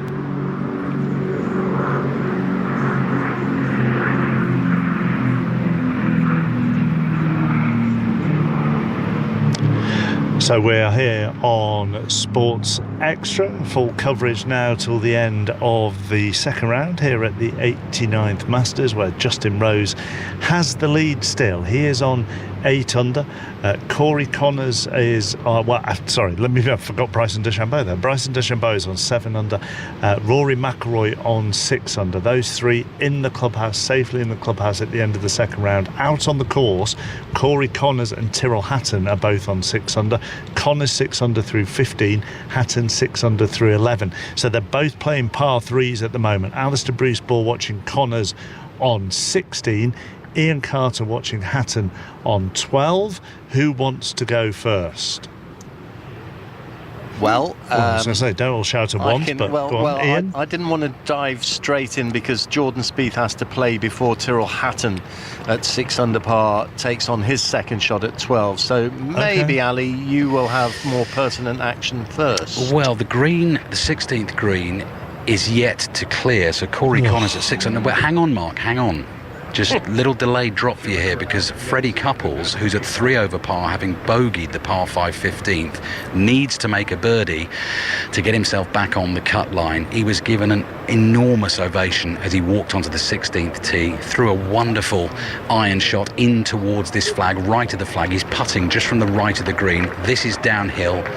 From off the green, the fringe, onto the putting surface. It's going to miss just to the left-hand side, and Freddie Couples has work to do to make his par. We say it every year here, Andrew McGee. I mean, we saw the ovation for Langer. They love Freddie Couples too. It's amazing these first couple of days how he performs. They both perform. It's incredible. His bad back usually shows up on about Sunday or Saturday, but he always is in the hunt to make the cut. Great Freddie Couples. They do love their elder gentleman here, and I'd just like to say hello to John Murray, who isn't with us this week. Ian. That's very nice of you. Isn't it? I'd like to say hello to him as well. And we miss him. We do.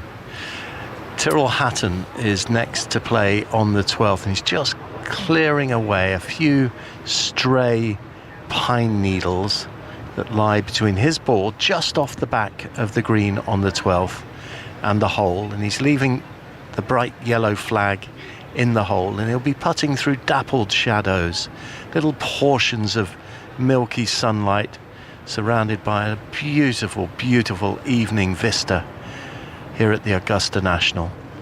And Hatton, this for birdie, this to move to within a shot of the lead. Putter out just off the back of the green on the 12th. A rock of the shoulders, and the ball starts to emerge through those shadows, coming down the slope, heading towards the hole, but missing to the left, and overcooked, and seriously overcooked, and the ball running all the way towards the front of the green. And so Tyrrell Hatton is rather disgusted there, no question about it, because that has gone 7-8 feet by. Yeah, unfortunately, just as he went to hit that putt, and we were talking about this earlier, Chappers, when you said about a downwind putt downhill, the wind just really got up. You can see the flag really, it is buffeting now, and I think the wind just got hold of that ball and just kept it going and going and going. Let's get news of Scotty Scheffler's tee shot on 13 after that remarkable birdie on 12. James Gregg. He'll be really feeling the air in his tyres there. White cap on, light blue top, nice navy blue trousers, standing there with the feet both askew as he goes through that one, and that's a perfect tee shot down that 13th hole, right up that left-hand side. He hugged it nice and tight to those left-hand trees. Really pleased to say, Mark, I've been joined here in the studio by esteemed golf journalist Alex Michelli, and obviously friend of our major championship coverage.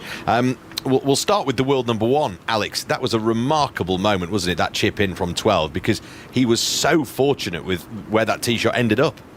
Well, I think Trish talked about it a little. You have to have a little luck, and he had that luck. And you can't win major championships without a little luck. So when we look back on Sunday, we may say that was the difference, or we may say he just didn't have it. But the chip in, and the other part of that is it's like it hit the flagstick, because it certainly had some energy going by if it hadn't hit the flagstick. Tell you what, though, Alex, we're coming for you here, aren't we? Rose, Hatton, McIlroy, Lowry. Chappers, if you're suggesting that you have a better team right now, Ryder Cup-wise, than we do, I would have to agree with you.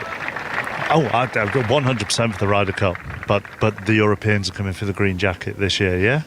Well, I think they're always coming, but they seem to at least, they're not emotionally spent yet. So let's just see what happens. We still have 36 holes to go, and I know that, professional golf is a little bizarre at times, but Rory made it pretty clear in his press conference this afternoon after his really good round that there's still a lot of golf to be played. I've gone too early in trying to wind you up, haven't I, really? Ian? It's never too early to try and wind up Alex. Tyrrell Hatton is going to be on that European team, no doubt about it. When we get to Bethpage in September for the Ryder Cup, right now he's thinking majors, he's thinking Masters. He's thinking about staying within 2 shots of leader Justin Rose. But this is 10 feet, a good 10 feet to save par. Sends it forward, no, and he's berating himself, and he turns to his caddy and he remonstrates because that one just turned away from left to right, and he's 3-putted from the back of the green, and out of nowhere a bogey emerges for Tyrrell Hatton, and it pegs him back. He falls back to 5 under par and 3 behind. Yeah, not ideal, to say the least, but the thing is what you've got to remember is bogeys don't kill you around this golf course. It's double bogeys that cause the problem, as Rory found out yesterday. So you just have to get that out of your head. You know what Tyrrell's like. He'll moan and groan about that, but by the time he gets on 13T, nut one down there and all's good with the world again. Yeah, get it out of the system and head off to the par 5 13th. But Hatton is right in the mix here, notwithstanding that drop shot at 12 at 5 under par. We have the final group just before us, Mark. Tony Finau at 3 over par, Maverick McNeely at 1 under, and Thomas Detree at 9 over par. And they are, well, they've attracted a very small gallery. Everyone else has shifted off from Amen Corner. The dramas are going to play out further down the course now. Okay.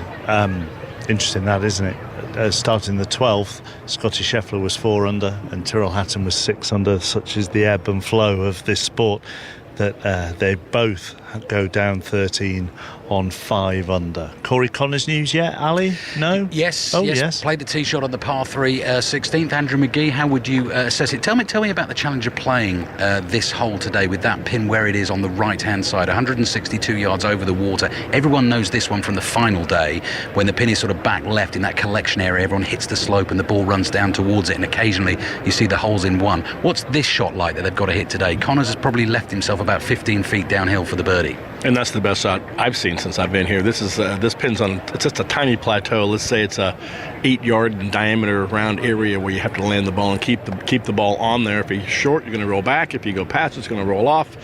It's a devilish little shot for the shortest par 3 playing today.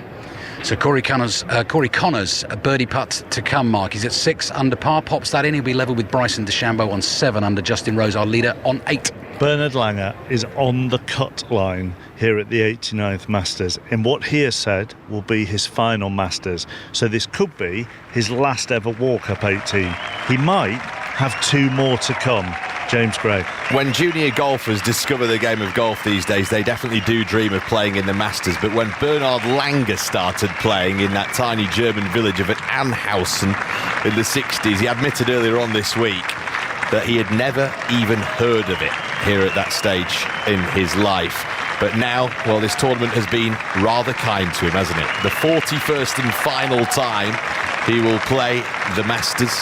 And not only that, but a 2-time winner of this championship. 67 years of age, but the flexibility of a 27-year-old, an inner fire and a competitive spirit that, let's be honest, is legendary in world golf. Alex Michelli, that was a really nice reception. And I think that everybody around that 18th hole will be desperately hoping that he can get it up and down from just left of this 18th green to post 2 over par and guarantee himself a tee time tomorrow morning. I absolutely agree. I think the one thing about the patrons at Augusta is they are very respectful of their past champions, no matter who it is. And it's a big deal when you really break it down. Here's a guy at 67 that's actually been competitive for almost his entire career. And here he is with a chance to, make the cut when you see people like Keegan Bradley or Dustin Johnson or Brooks Koepka are probably going home. That is incredible, isn't it? When you look at that, the names, these big hitting superstars who've won majors recently. Brooks Koepka, a winner of a major championship a couple of years ago. But here is this 67-year-old golfer who is trying his utmost best, trying to dig deep and find one last final bit of Masters magic here at number 18. His son, Jason, caddying for him. Just watching intently as Dad eyes up this chip shot. Left of the green, he's just strapping that glove on and then selecting his weapon of choice. It's the back left hole location today here at number 18. He's only got 3 paces from the left-hand side to work with. This is definitely short-sided, and with that white visor on, the curly hair that has been atop that head for all of his career without really changing it too much, just fluttering away in the breeze. He's going to just try and bunt one up over the bank, and on it comes, and it's just going to hop there on that top level. So Bernhard Langer will have 10 feet up the hill to guarantee himself a Saturday tee time.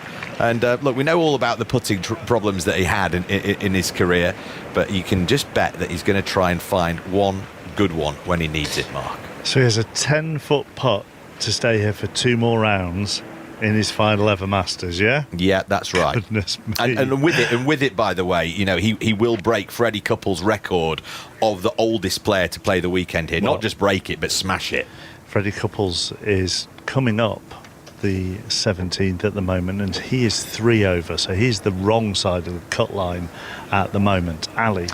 No one seems to be able to hold this putt on the 16th green. The pin away to the right, Corey Connors has knocked it into that same spot where Bernhard Langer was, where Freddie Couples was. It's the downhill putt. They can't be too bold with that. It's just trickled away to the left-hand side of the hole. It's a tricky one, that, Andrew McGee. So Connors won't move to 7 under. He'll remain at 6 under if he can pop in the short one for his par. Yeah, the birdie pin's the one that's back left. We've seen so many birdies off that bank, and the ball rolls to the hole. The ball does not roll to this hole. It rolls away from this hole. But Robert McIntyre has hit 2 lashes here on 15. He has cleared the creek. He has that delicate little chip back for eagle. We will certainly be watching this one. He's hit a couple of wee Bobby Dazzlers, Mark. So we've got that to come here at the 15th. But Corey Connors, yes, doesn't make the birdie at the 16th. Can't wait to hear Langer have a go at this putt on the 18th. Can't wait to hear more of that Scottish accent. No, that was terrible, wasn't it? I can do better than that. Just didn't come today. Do you do accents? Do you do impressions? Nope. Are you sure? Absolutely, 100% sure. You don't do a good Bernhard Langer? No, I wouldn't dare. I wouldn't dare. No, I don't think that's a very good idea. No. James Gregg. We're just waiting for Noah Kent, the amateur, who I'm sure has really enjoyed his week here, just to finish off at number 18. We're just trying to work out between us, Alex Michelli, that Bernhard Langer, if he does miss that putt, may well actually have a chance of still being here for the weekend with that cut line, potentially moving to 3 over par, as we see Jason Day miss a birdie putt from mid-range there at number 13. It just shaved the left edge, so he won't pick up another stroke there, the Australian former world number 1. What chances are you giving 3 over? Should Langer miss that putt here at number 18, which is just upcoming in 20 seconds or so? It's pretty tight. It's pretty tight. I mean, obviously there's some wind out there. We just saw Phil Mickelson hit it in the creek at 13, so he's probably going to go from 1 over to maybe something worse than that. So anything could happen. If Langer misses this putt, there'll be 5 players that are above the cut line at the 3 over number, and so that will have to be somehow, some way, that would have to happen. Broom handle putter in hand, and here he is addressing it, not wasting any time. Bernhard Langer, he's just ready to pull the trigger. Everything else still. The putter head sends the ball forwards and on its way. And every spectator, every patron there around the 18th green knows that it's now going to be a nervous wait for Bernhard Langer. He will still receive the warmest of applause. This 2-time winner gets a standing ovation round the 18th green. Is that the final shot that we see him play here at Augusta National? Either way, he's treated everybody down the years. Incredible moments he's given us all over the world. He's won tournaments all around Europe, all around America, and all the way through his career. Just like you say, Alex Michelli, what's his standing in the game in the United States, I wonder? Because in Europe we revere him for his Ryder Cup exploits. The fact that he was one of that first gaggle of golfers to come across the Atlantic and crack the Masters. I'm just wondering, what is he as much of a legend here as he is back home for us? I'll throw something at you, which is going to be kind of odd for you. He's bigger here than Seve Ballesteros is. Wow. Because we never remember Seve Ballesteros. He didn't play here a lot. Obviously, there's Ryder Cups and things like that. He's the number one player, the pinnacle of what happened in Europe. For us, he's not well revered at all. Bernhard Langer, who lives here, who's been here, who's been playing for years and years and years, who's won so much, not necessarily on the PGA Tour, but after he got on the Champions Tour, he's a much bigger deal than someone like Seve Ballesteros, which is kind of odd. That is interesting, isn't it? I mean, if you do look, Mark, at the amount of tournaments he won after turning 50 years of age, 47 tournaments he's won on the PGA Tour Champions. Needless to say, that is right at the very top of the pile. So not really a great surprise to still see him playing good golf and getting up there on leaderboards occasionally from time to time, still into his mid to now late 60s. But at 67, wouldn't it be wonderful if he could have a 4-day swan song as opposed to a couple of days? And I just hope that 10-footer isn't something that keeps him awake at night tonight. Well, here at 17, Freddie Couples is right on that cut line as well, and he has just rolled a 25-foot downhill putt, Cat, to within 3 inches of that hole. Yeah, big gasps from the crowd here on 17, because that birdie would have moved him inside that cut line, well, onto the cut line of 2 over par. He's currently 3 over the 1992 champion, and as we've touched on, just a huge crowd favourite. Still a big gallery following this group. Harris English, Taylor Pendrith as well in this 3-ball. Freddie Couples just propped up on standing casually on the edge of the green with his hand in his pocket. He knows he's got to try and put something together up the 18th. Not an easy hole to find a birdie on either. And for Bernhard Langer, I just think what a shame almost that he's got to wait and find out. He's not kind of way outside the cut line, so he gets that great moment walking up 18 with the huge ovation from the gallery. Well, there are nice moments up here, Kat, on number 18. There he is with one of his grandchildren, jumps into her arms, like we said. His son Jason, his caddy. Sorry, he jumps into her arms. No, that would be quite the achievement, wouldn't it? Wow, no, she jumps into his arms. There's all the green jackets are here as well. We saw Fred Ridley greeting him, the chairman here at Augusta National, who greeted him with a warm handshake, a big hug and some kind words, I'm sure. Lots of family members as well giving him a hug. It does feel like Bernhard Langer isn't going to be sitting around and inspecting that cut line. And after all he's achieved in the game, he can be perfectly content with not making the weekend here as a 67-year-old. I'm sure that competitive fire in him, though, Alex Michelli, it will just irk him slightly. Oh, no, more than slightly. He didn't come here not to play 4 rounds. He's definitely here to play 4 rounds, and we'll see what happens. But at least he gave it a really good go. I mean, let's be honest. When you think about it, one bad shot at 15 cost him. But at the end of the day, he played very, very well. And even that putt, his last putt, he hit the putt he thought was going to go in the hole. It's not like he's looking back saying, I wish I'd have done something different. He hit exactly the putt he was looking to hit.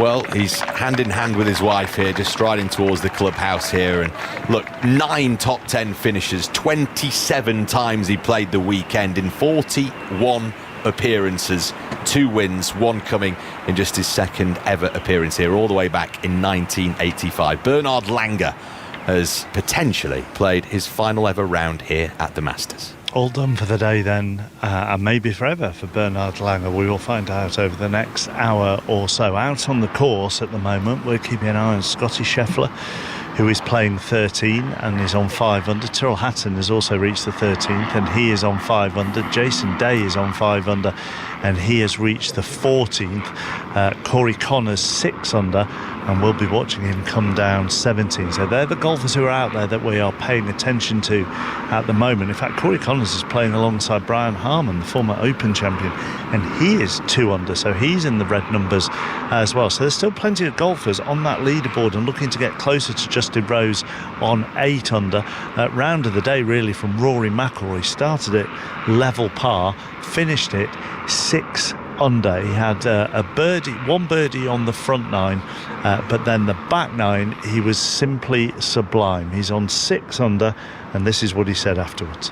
I hit 2 good shots into 15 yesterday, and I felt like I hit a pretty good chip shot. I was really surprised at not so much the speed. I knew it was a fast chip. I've hit that chip 100 times around this golf course. It was just more the first bounce was so firm. I mean, that green is so much firmer than any other green, even the 3 newer greens. And like at that point, I didn't know that a couple of people had done that before I did it as well. So I was obviously surprised that I had done that, and I forgot that I could try to play it again. I went straight to the drop zone. And then afterwards, I was like, I could have tried to just chip that again.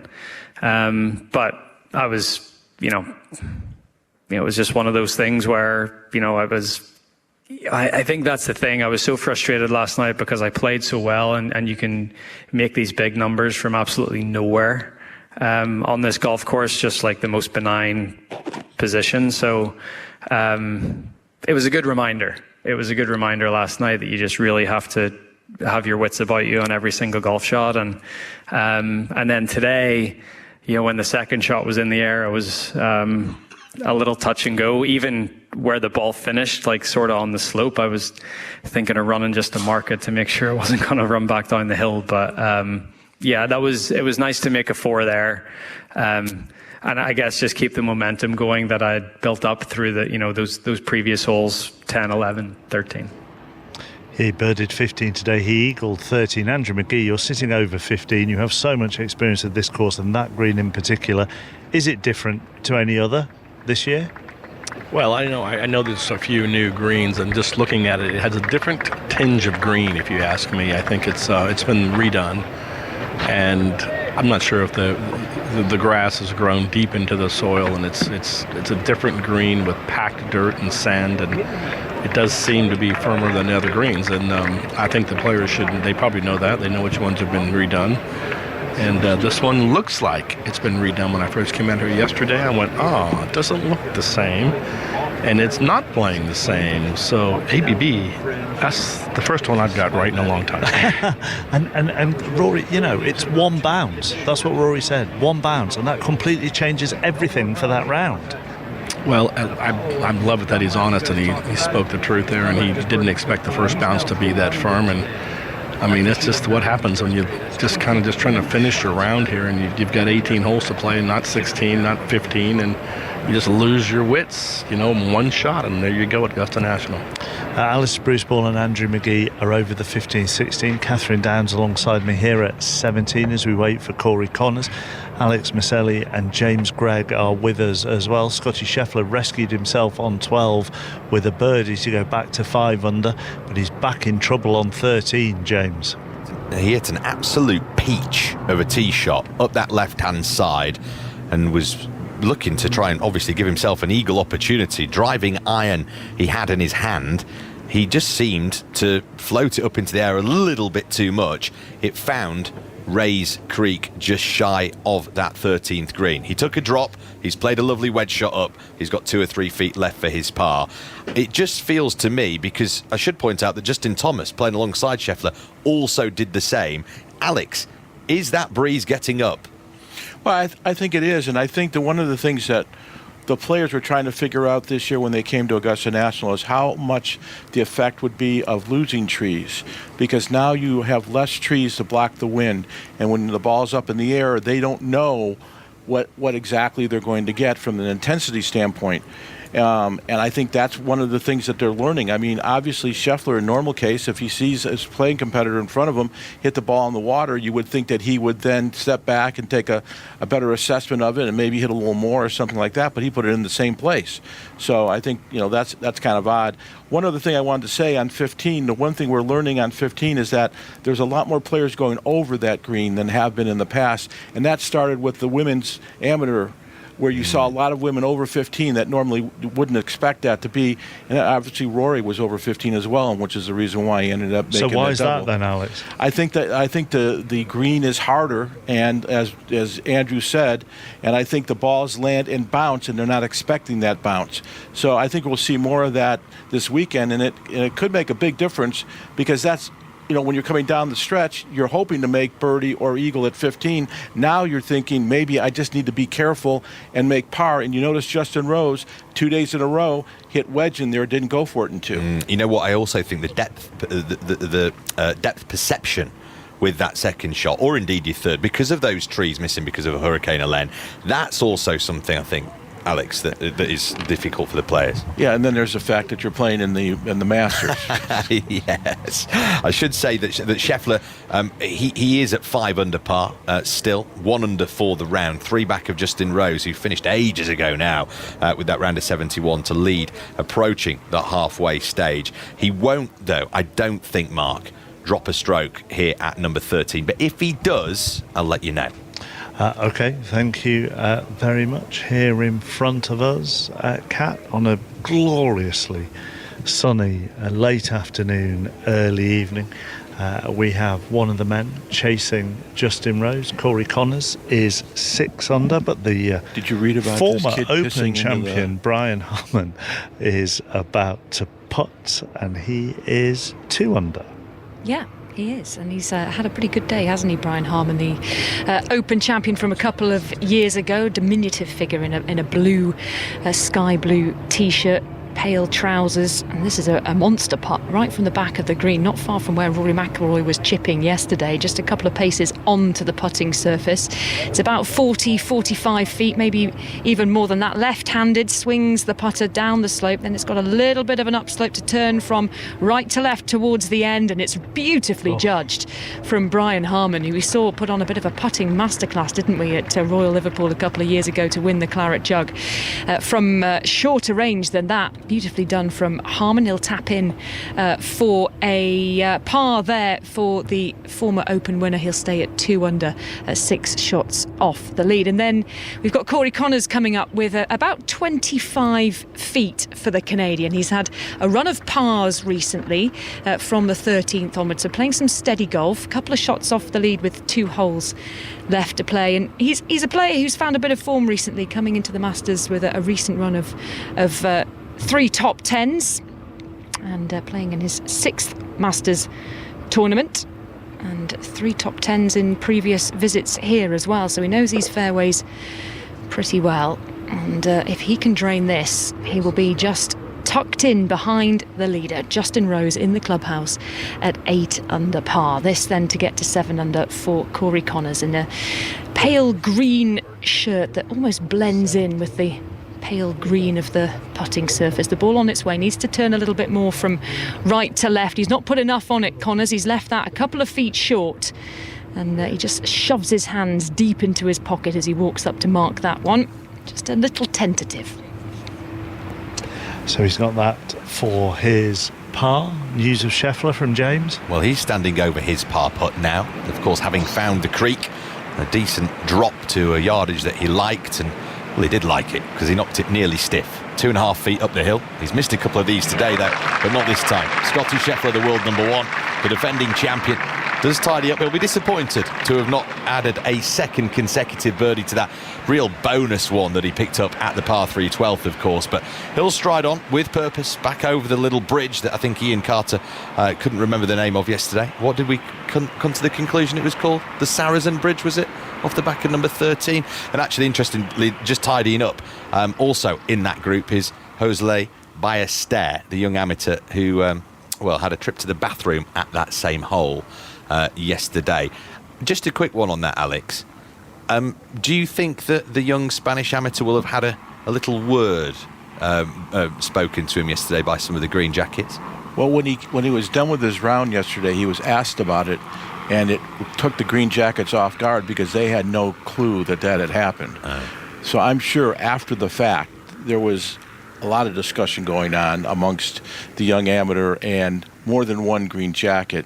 I don't think they wanted to make him feel not at home, but I think they needed to explain to him exactly what he did and why he shouldn't do it again. Because there was no remorse in what he did either. He said he'd do it again, didn't he? Yeah, exactly. So after this round, I'm sure when he's talking to the media, he may sing a different Spanish tune, as it may be. Corey Connors has just tied it up here on 17, Kat. He has just a little tap in from a couple of feet away for his par here on the 17th, so he'll stay at 6 under par.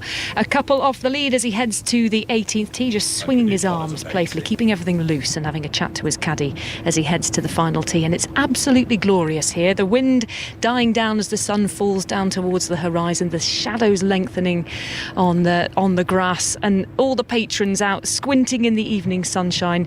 It's lovely having you with me as well, Mark. Lovely spot to be. It is. It's absolutely glorious. It's just lovely. And it's also really, I think you'd prefer more people to stay to watch the golf, but it is lovely and peaceful. There aren't that many people around here now, and it's just a lovely, peaceful early evening. Let's hear from Bryson, shall we? He started the day on 3 under, so shot a 69 yesterday. Today he shot a 68, so he's 7 under for the Masters. He's 1 shot off the lead. In his press conference, Alex Miceli, who's with us at the moment, asked Bryson whether he played worse today but ended up with a better score. I'd say for me, I found it on 5 on the tee shot. I hit a pull on 4 into the left bunker and hold out, which was an unbelievable bonus for me. And on the 5th hole, I said to myself, I gotta feel something that's a little different. And lo and behold, I think I just started to integrate like a more up and down motion, and that just felt more comfortable to me, and I started doing it, and it got more comfortable till the 9th hole. I hit the best drive I had all week on 9. It was a perfect shot shape, exactly the way I saw it in my head, exactly what I practiced on the range. I was like, there it is. And so from there, I felt more comfortable, even though I played better on the front 9. That's the way golf is. It sometimes doesn't play out the way you statistically think it should. That's why this game is so great. But I actually found it and felt more comfortable on the back 9 than I did on the front 9. As we've already discussed, Alex, he's relishing feeling like it appears to be the people's champion here. Well, I think that's true, and it goes all the way back to what happened at the U.S. Open at Pinehurst. The attitude he had, how he was embraced by fans, and not only fans that are golf fans, but fans outside of the game. And the game is always looking for someone that can get people excited that are not necessarily golf fans. That's what Tiger Woods did. He brought people in from all walks of life, and that's exactly what Bryson can do, and that's what Bryson wants to do, and that's why his YouTube channel, if you take a look at that, it's just crazy good how he gets everybody involved, and it's exciting and it's interesting. And he's not a producer, but he is a talent, but yet he's been able to just get everybody interested in what he's doing, and this is by playing on LIV and not playing on the PGA Tour. Does American golf need him to win this week? I don't think American golf needs him to win, but they certainly would benefit by him winning. And Andrew McGee was saying to us earlier that the TV ratings are down, are they, at the moment? They're better. They've been better this year than they were last year. But I think the real issue, though, is that, are we getting people? We have so many more people playing the game of golf, and yet we're not growing the professional game. We're not growing the interest in the professional game. We're not growing the TV ratings, and that's what's concerning. Not so much the fact that they're flat. They're flat because of a reason, and what that reason is what everybody's trying to figure out on the professional side. So how, at the moment then, and we can bring Andrew in on this, how do you view the professional side when you look at the field for the Masters? And I don't wish to be unkind here or harsh. Do you shrug at some of the groups? Never have done that here, because I think it's just It's an event so different than anybody else, partly because it's where you go every year, same place. The interest level, everybody knows every hole. Everything there is to know about this golf course is in front of every fan, even before they turn on the television. They know everything about it. So I think that's why this is a more interesting venue, the Green Jackets, the whole 9 yards. It's not the same. When we go to Quail Hollow next month for the PGA, or we go to Oakmont, which is one of the most tremendous golf courses in this country. When we go to Oakmont for the U.S. Open, it's not the same. It's just not going to be the same. Andrew. Exactly. I think the patrons come here to see the golf course more than they to see the players. Any fan in Liverpool or in Bismarck, North Dakota, or anywhere knows the pin placement on Sunday and back right on 16. If you go right at that, it's bad. So there's a lot of armchair quarterbacks that get to be a part of the action. It's the only tournament, like Alex said, Oakmont. We don't know where the pins are going to be. We don't know the course that well. We don't know Quail Hollow that well, just simply because of this course is on TV every single year. And we know the pin placements, and we know the water holes, and we know the names of the bridges, and it's all about that more than probably the golf. So does the American professional game, when you look at the PGA Tour, it needs Bryson, presumably, first of all, but it needs more Brysons, does it? I mean, I think so. I don't particularly watch much golf unless it's a major. I watch the Masters and I watch the Ryder Cups, and really just kind of see what's going on going into Sunday. If anybody there is a friend of mine, and then I may watch the final couple holes. And I'm a golf watcher, so I think we need some star power. I do, and Bryson's definitely a star. And if he's our guy, I'm going to be behind him. You know, one of the biggest problems now is that most people would rather play golf than watch golf, and the only way you're going to get them to want to watch golf is by having star power. I just don't know how you do that, really. Well, how do you create?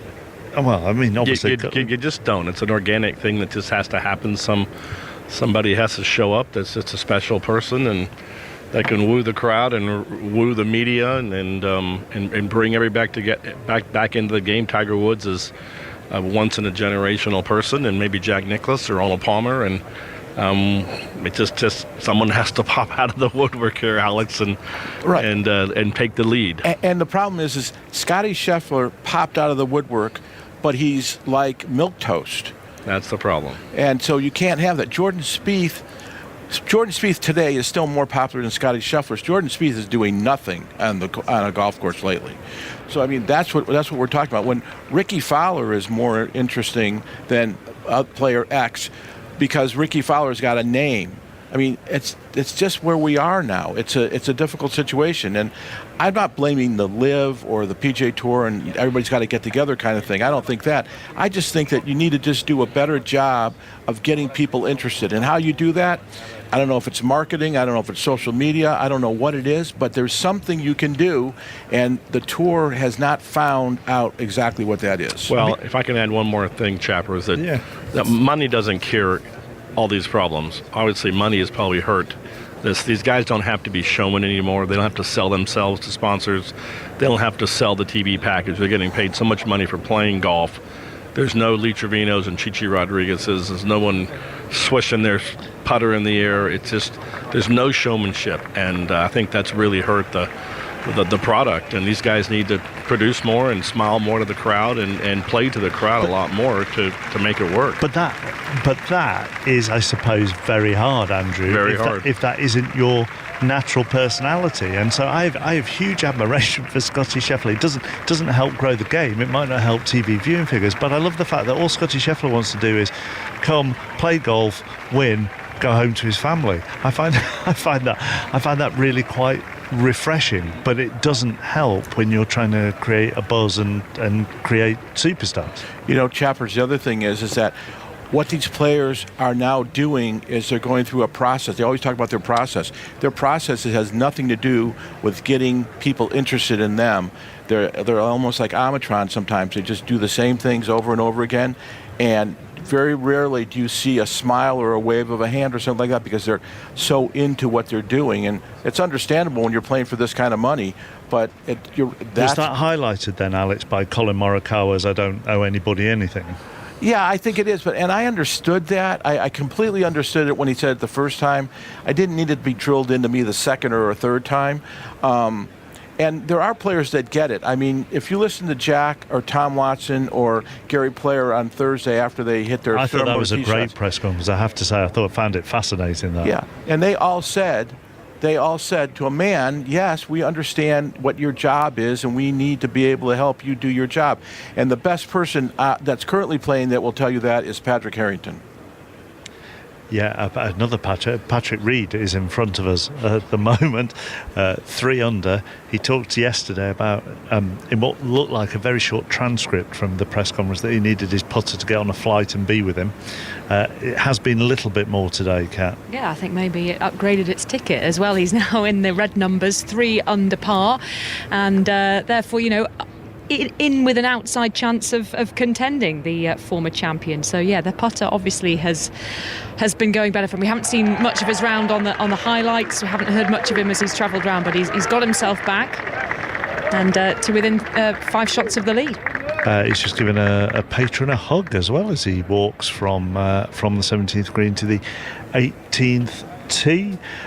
We are watching Freddie Couples on 18, but also Scotty Scheffler on 14. James Gray, who's just flown his approach shot straight over the top of the banner there. He was kind of standing almost the opposite way by the time that approach shot had finished. He's going to have about 12 feet coming back down the green for a birdie. There is the world number 1. Now got eyes on Tyrrell Hatton here, an eagle try at number 13. He hit a beautiful second shot round the trees, really brave draw, and landed on the front third of the green. It chased up there, and from about 25 feet or so, just narrowly missing that eagle putt. It's the easiest birdie that he's made all day, his first of that back 9, and moves him back to 6 under par. So he, alongside Rory McIlroy and Corey Connors, there at 6 under. So we'll keep our eyes on Tyrrell Hatton, but a really nice birdie to see him move into his final 5 holes here on day 2 in fine fettle.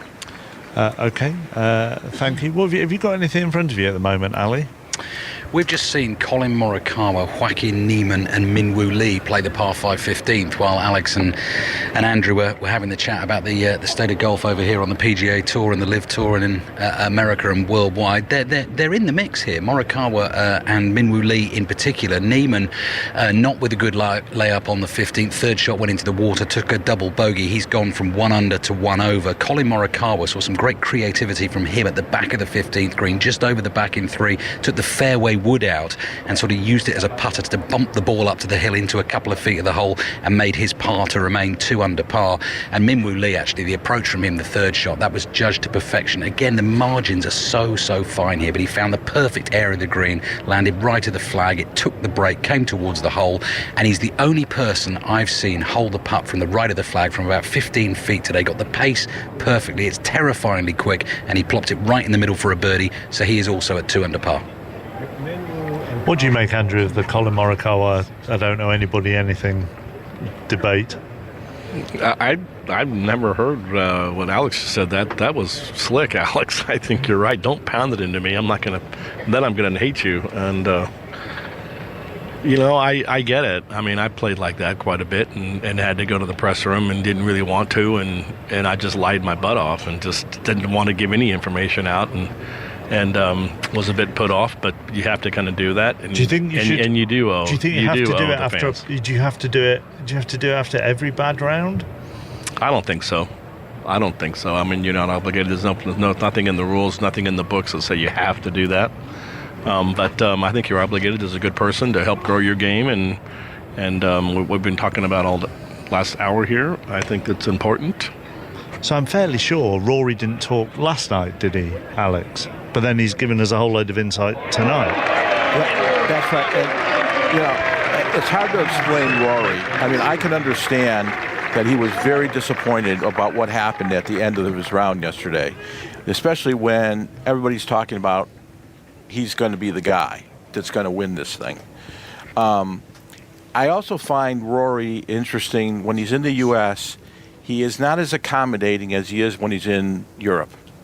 He's much more accommodating, good or bad. It's just inherently how it is. I think he understands the media in the UK much better than he understands the media in the US. And he just takes, there are times when he's played just as poorly as he played yesterday, and he will stop. If it was the BMW or the Irish Open or whatever, he will stop and talk. He's not going to sit there and give you volumes, but he would stop and talk and give you a couple things.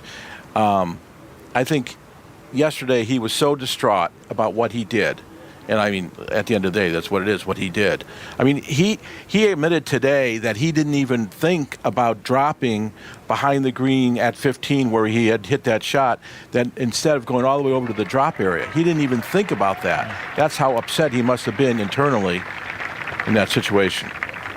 The applause, James, is that from what you're watching? It is, because it's Scotty Scheffler who's just rolled in a birdie at number 14, his second in the space of 3 holes, moves back to 6 under for the championship, so there's 4 there, queuing up 2 back of Justin Rose at 6 under par. It was a beauty, a real stunner of an approach shot, straight over the top of that flagstick, nestling on that back fringe, the world number 1 cool as you like, knocking one in, and now Tyrrell Hatton further back on the tee on that very same hole, the pink driver shaft, the white top with the blue collar, and that's a big tug left. We might need to use the beat button if we know what Tyrrell Hatton's like there. He is going to be, to quote yourself, Mark, harumphing his way up that 14th hole. That's a long way left. He's going to be in no man's land up there, and that's he after, well, he's played some really good golf on this back nine, 3 under on the day. He's also at 6 under for this championship. I mean, another player who could go to 6 under, and I've been burnt by highlighting him before when nobody's then been paying attention to him, is Jason Day. Alistair Bruce-Ball. Yeah, time to watch Jason Day. Has come really, really close at the Masters early in his career. His very first Masters, actually, that birdie shootout in 2011 when Rory McIlroy held the big lead on the final day. He fell away and Charles Schwartzel came through with 4 birdies in the last 4 holes. Jason Day, very, very close to winning that Masters, and he's in good form today. Middle of the 15th fairway. He's played 2 shots, so like everyone else, he's laying up. But Andrew McGee, they are taking, the golfers are taking an age over this. You try and get it to the perfect distance, the shot you want to hit, but the margins are so fine. The area you're trying to find on the green here is so tight, and the wind plays such a part here. It's so exposed, well, more exposed actually, because those 2 tall pines that used to be behind this 15th green that sort of shielded it from the 16th have disappeared. Yeah, and to make it a little more difficult, they're actually trying to hit a low draw with a wedge, with a sand wedge. And so they're trying to hit this thing low with the pond in front of them and just get it right about pin high and watch it spin right to left with that low draw coming and draw as a hook. And here comes Jason Day. Yellow shirt, white, is that a white visor, ABB? I'm going white visor. White visor. I'm going sort of off-white shirt and dark blue trousers. Talk us through the shot, go on. Okay. Let's see if he abrupt, nice and high, brings it in. Ooh, hold it, yep, that's not dead, stay. Oh no, it's coming back, stop. Not supposed to cheer for the ball. Oh, it stayed up, has an pretty easy chip for birdie. It's really interesting as well, actually, Mark. It depends the way the balls land on this green as to whether they end up in the water. So Phil Mickelson hit a shot before that spun quite fiercely, got held up in the breeze and just backed up so quickly, he had no chance of stopping on the green. Jason Day with slightly more sort of loft there and a bit less spin, and the side of the green he hit, it's a slightly shallower slope at the front of the green on the left, and it's just parked itself on the fringe a couple of feet off the putting surface. He is there in 3, but his heart would have been in his mouth for a second there. So he remains 5 under par. That's 3 shots off the lead held by Justin Rose. The other big applause you heard, Mark, a little while ago was for Min Woo Lee's tee shot. Now, there is a personality in the game, a recent winner on the PGA Tour, the young Australian. He's at a cracker into the 16th. He's just birdied the 15th. He's at 2 under par, and he's got a birdie putt to come there as well. Let's deal with the most important thing from that conversation, though. Off-white or yellow? I mean, that's quite a big difference. Yeah. Well, you know, sometimes sort of, if something is in the sun too long, it can go that sort of yellowy colour. I think like when you had to at school, when you had to make a document look like it was from medieval times, you put it in the oven. Or didn't you stain it with sort of old tea bags? You blot it with tea bags and then put it in the oven. Right. Yeah, I'm going more cream for Jason Day. By the way, applause there is for Keegan Bradley, America's Ryder Cup captains. Hit a wonderful pitch in here, his 3rd shot. He is currently at 3 over par, so if he can pop the birdie putt in, he'll get himself back onto the cut line. Colin Morikawa's putting for birdie on the 6th. Oh, he's got it. Clench of the fist from Colin Morikawa. That fell in on its very final revolution, and Morikawa loved that. So birdie for Morikawa on 16. He gets to 3 under, and Min Woo Lee still has the birdie putt to come. Corey Connors, done and dusted for today. James Gregg. He is, yes, a round of 70 for the Canadian. So he's part of that quartet that sit there at 6 under par, just a couple back of Justin Rose. So right in the mix. I'm also thinking, Mark, that a lot of our listeners will probably thinking, Corey, who? But this guy, you know, he's been around an awfully long time. You know, he's a 2-time winner on the PGA Tour. He also has had cool success here at Augusta National before. He was the low amateur here back in the day, 2015. So he was there in the Butler cabin whilst that green jacket was being presented to none other than Jordan Spieth there. Top 10s here in 2020, 2021 and 2022. So he actually, Corey Connors, should have been probably somebody who should have been talking a bit more about as a bit of an Augusta specialist. It's not a bad place to be an Augusta specialist, but you know, there you go. So it's that nice high towering draw, does the Canadian. He's round in 70, validates that round of 68, and he's right up there with his name in lights on the big white leaderboards. Here on 17 at the moment. 3 men who at the moment all look like they will be going home. Bob McIntyre 4 over, Billy Horschel 5 over, Nick Dunlap 15 over, although he did start the day 18 over, so it has been a successful second afternoon for him. Ali.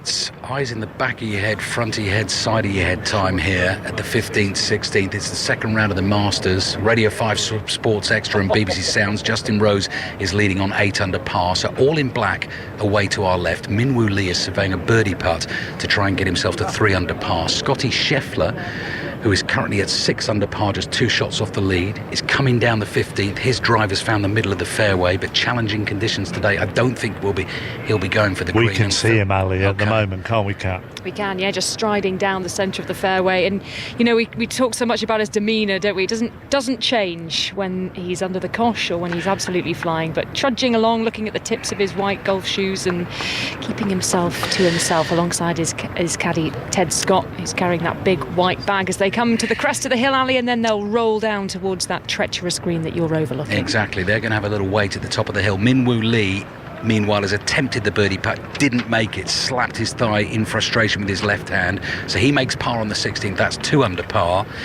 We're waiting for Jason Day now, Andrew, to chip from the front of the 15th green, and Phil Mickelson, having found the water, then took a drop there and played his 5th shot, his approach shot. I mean, right on the bank, almost where the turtles are basking in the sunshine. Well, it's really interesting because he's obviously thought of that before. If I hit in the water, I'm going to play it as close to the edge of that water as I can to have the shortest possible shot. But you missed the first drop. The first drop, he's right down those hunches, and he dropped it from 1 foot above, and it rolled just over the line. He grabbed it quick. He grabbed it before it rolled in the water. Then he dropped it again, then he called an official, and he got to place it back a foot on a perfect lie. So that was kind of interesting. He knew exactly what he wanted, a low skidder in there, Jason Day. I thought he would chip this. He's going to putt this from just 4 foot off the green.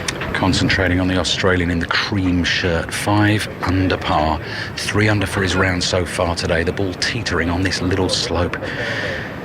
Water behind him to the right, but he's got eyes only for the hole. Bobbles the putt onto the putting surface. He's not going to have enough gas to get to the hole. He's left himself maybe 3 feet or so. Little frustrated with himself there. So we have that for a par to stay at 5 under par. Mickelson now on the green in 5, and Keegan Bradley with a birdie putt to come on the 15th as well. So you're saying there, Andrew, that Mickelson wanted that ball, because that to me was like 2 feet with the water in front of him. That is not where I want to chip from, but you're telling me that's exactly where he wanted it. I have to believe, knowing Phil Mickelson, that he has thought about what to do, and if it ever happens, I'm going to lay it up right there when the pin's on the left side and drop it, not to the drop circle, but drop it right there in line with the grain going up. He's thinking about making that shot. He's thinking about, how do I hold this? And at 1 over, he's thinking about making the cut also. And he's left himself the Tiddler coming back down. That's going to be left to right, super fast. And let's see if he can get the right speed on it. He's using 1 finger. What's that mean? You tell me. Well, if it was a cricket umpire, and he's looking like a cricketer today in the white singlet, if a cricket umpire points a finger at you, you're out. it's all part of this aim point thing. It's like one finger means one ball out, two fingers means two balls out. I don't really understand it, but I think that's some might close. I'm sure we'll get some calls on that one. He's one of the great Masters champions, Phil Mickelson, a 3 times winner here at Augusta. This, though, is for bogey. It's from about 14 feet, back of the 15th green. 1 over par, needs it to drop, and it doesn't. So he's going to move out to 3 over par, which I think is outside the cut line right now. Jason Day with a shortish putt to come. For his part, arms crossed in the middle of the 15th green. He's at 5 under, so right in the mix for this year's Masters. And Keegan Bradley is at 3 over, so in terms of the cut for him, Andrew, and he's a really interesting story this season, isn't he? America's Ryder Cup captain, could qualify for the team. We discussed it plenty of times, still playing some really good golf. He's probably got a 6-footer here for birdie on 15. Well, the most interesting thing about him, I think, this year is his new mustache. I mean, he's really looking slick. He's a man from Boston, from the Northeast. Really, he's lovely. Just dribbles it right in the hole. Excellent putt. Yeah, I like what he's saying. He's talking. He's got the Bethpage people all riled up for the Ryder Cup. If you think that fans have been nasty before in the United States, wait till you see this Ryder Cup in Long Island, folks. It's going to be a doozy. Are you going to look after us? It's going to be fun, fellas. Are you going to look after us? Probably. I'm going to have to hang tight. We're going to get a security guard. Jason Day, Mark, just to finish up here. So Keegan Bradley makes his birdie and he gets back to 2 over. He's on the cut line. Phil Mickelson has moved out to 3 over par, so he's going to need to try and find a birdie in the last 3 holes. They've got the par 3 16th to come. Scotty Scheffler standing back in the fairway at 6 under par, still waiting to hit second shots. I'm just looking to see if anyone has laid up. I can see one ball in the layup position already. Jason Day just settling over the putt now, rocking right foot to left foot. Does that really small, imperceptible movements, pulls the putter head back, knocks it into the middle of the hole, so safely in for a par for Jason Day. It's caused problems this year. The relayed green's been really hard for the players, this one. It's cost a lot of players. It certainly did Rory McIlroy yesterday, but Jason Day has navigated that safely. So he is 5 under. That is 3 shots off Justin Rose's lead at 8 under, and Phil Mickelson is about to tap in here. Blade putter, left-handed behind the ball, rolls it forward into the heart of the hole. Double bogey, having found the water, so he moves out to 3 over. So they will head to the 16th tee mark, and we will spin our heads away to the right-hand side and watch what the players are going to do in Scotty Scheffler's group playing the par 5 15th. Can you see Scheffler? Because we've got a perfect view of Scheffler here. So Kat could do it from our perspective. Yeah. And then you will get the ball coming towards you. Let's do it. Yeah, just searching for him with my binoculars. I think he's got a fairway wood. Yeah, he's picked out a fairway wood, so he's going to have a pop at this green alley. Wow, okay. This ball is going to come down towards you at some pace, and so he's going to try and get in two on this long par 5 15th, down the hill towards that little pool, the Saracen Bridge to the left-hand side, those pine trees behind the green that have been taken out by Hurricane Helene, and down goes the ball. It's coming towards you now, Ali. The swing of that languid stroke of the world number one, sending the ball into that little pool of sunshine which is just bathing that corner of the course. And Ali, the ball should be with you now. Yeah, we're looking away to the right-hand side of the green. I saw Bryson DeChambeau attempt this with a fairway wood earlier in the day, and the miss often is away to the right. Sahith Theegala did that as well. Quite often they'll end up in the bunker, and that is where Scotty Scheffler's ball has landed. Bunker, right-hand side of the 15th green in 2, lots and lots of putting surface, Andrew McGee, to work with from over there. So my description of this green today, I'm not going for the map of Australia. No, this is good, Mark. You'll like this. So imagine you're looking at a bell lying on its side. So the lower end of the bell, the wider end, is to the right as the players look at the green, and the pin is all the way over on the left-hand side at the top of the bell in the narrower section, and there's a huge gaping bunker to the right at the bottom of the bell. Scotty Scheffler's in there, so what about his bunker shot from there, Andrew McGee? Ding ding? Ding ding. He is safe. He has covered the water, which is a great thing, but he does have 100 feet to the flagstick. If he can get this ball to the hole, that's going to be a miracle. That would be the best thing to do, to get it past the hole, to putt back uphill. But my guess is it's going to be about 20 feet short. He's going to have that very fast right to left putt over the water, probably safe for par. Birdie's going to be outside. Is it better there than off the back? Yeah, I think so. I think he can control it out of that sand and put some spin on the ball. Mark, we need Did you do that whole bell comparison just so you could do ding ding? No, not really. Okay, no, it just came to me. Jason Day. is standing behind us now on the... I'm getting wrapped up in my head. I turned the wrong way there. You get wrapped up in your headphone cord here. I'm getting You're all like tangled. a maypole. Yeah, I've gone 180 degrees one way and I've now had to turn back the other way before I strangle myself with the headphones. This is important though for Jason Day. 5 under par, 3 shots off the lead. Everything drops to a hush around the 16th. Jason Day, just in the pre-shot preparation, pulls the club at a quarterback. Now he's ready to go. You heard that lovely clip of club head on white golf ball, heading for the middle of the green, so certainly not threatening the flag. Down in that lower left portion, long uphill putt for the birdie. Won't necessarily be looking at the birdie 2 there. Doesn't look that pleased with the tee shot, Andrew. Safe. Just safe, but I don't think we've seen anybody make it from there or even get it to the hole. Straight up this hill. 2 putts would be lovely. So that's Jason Day at 5 under par, Mark, and He's Scotty not, Scheffler in the bunker to the right of the 15th at 6 under. Not dropped a shot, has he, today, Jason Day? When you look at those big No, white scoreboards you're right. with the big red numbers on that is consistent, Andrew. Yeah, that's really special to see that. That gives you confidence that you're in the game, you're playing patient golf, you're taking your pars, you're not going for what you can't get to, and that's a good sign. Tyrrell Hatton has parred the 14th, James? Or Ian, or whoever's back there. Sorry, Mark, can you just repeat that? Tyrrell Hatton parred the 14th? Yes, he has, yes. So he's there at 6 under par. In fact, no, he's not completed the 14th hole yet. We've just been on a big highlights package on our pictures here in the studio. Oh, right. So everything's on a big delay.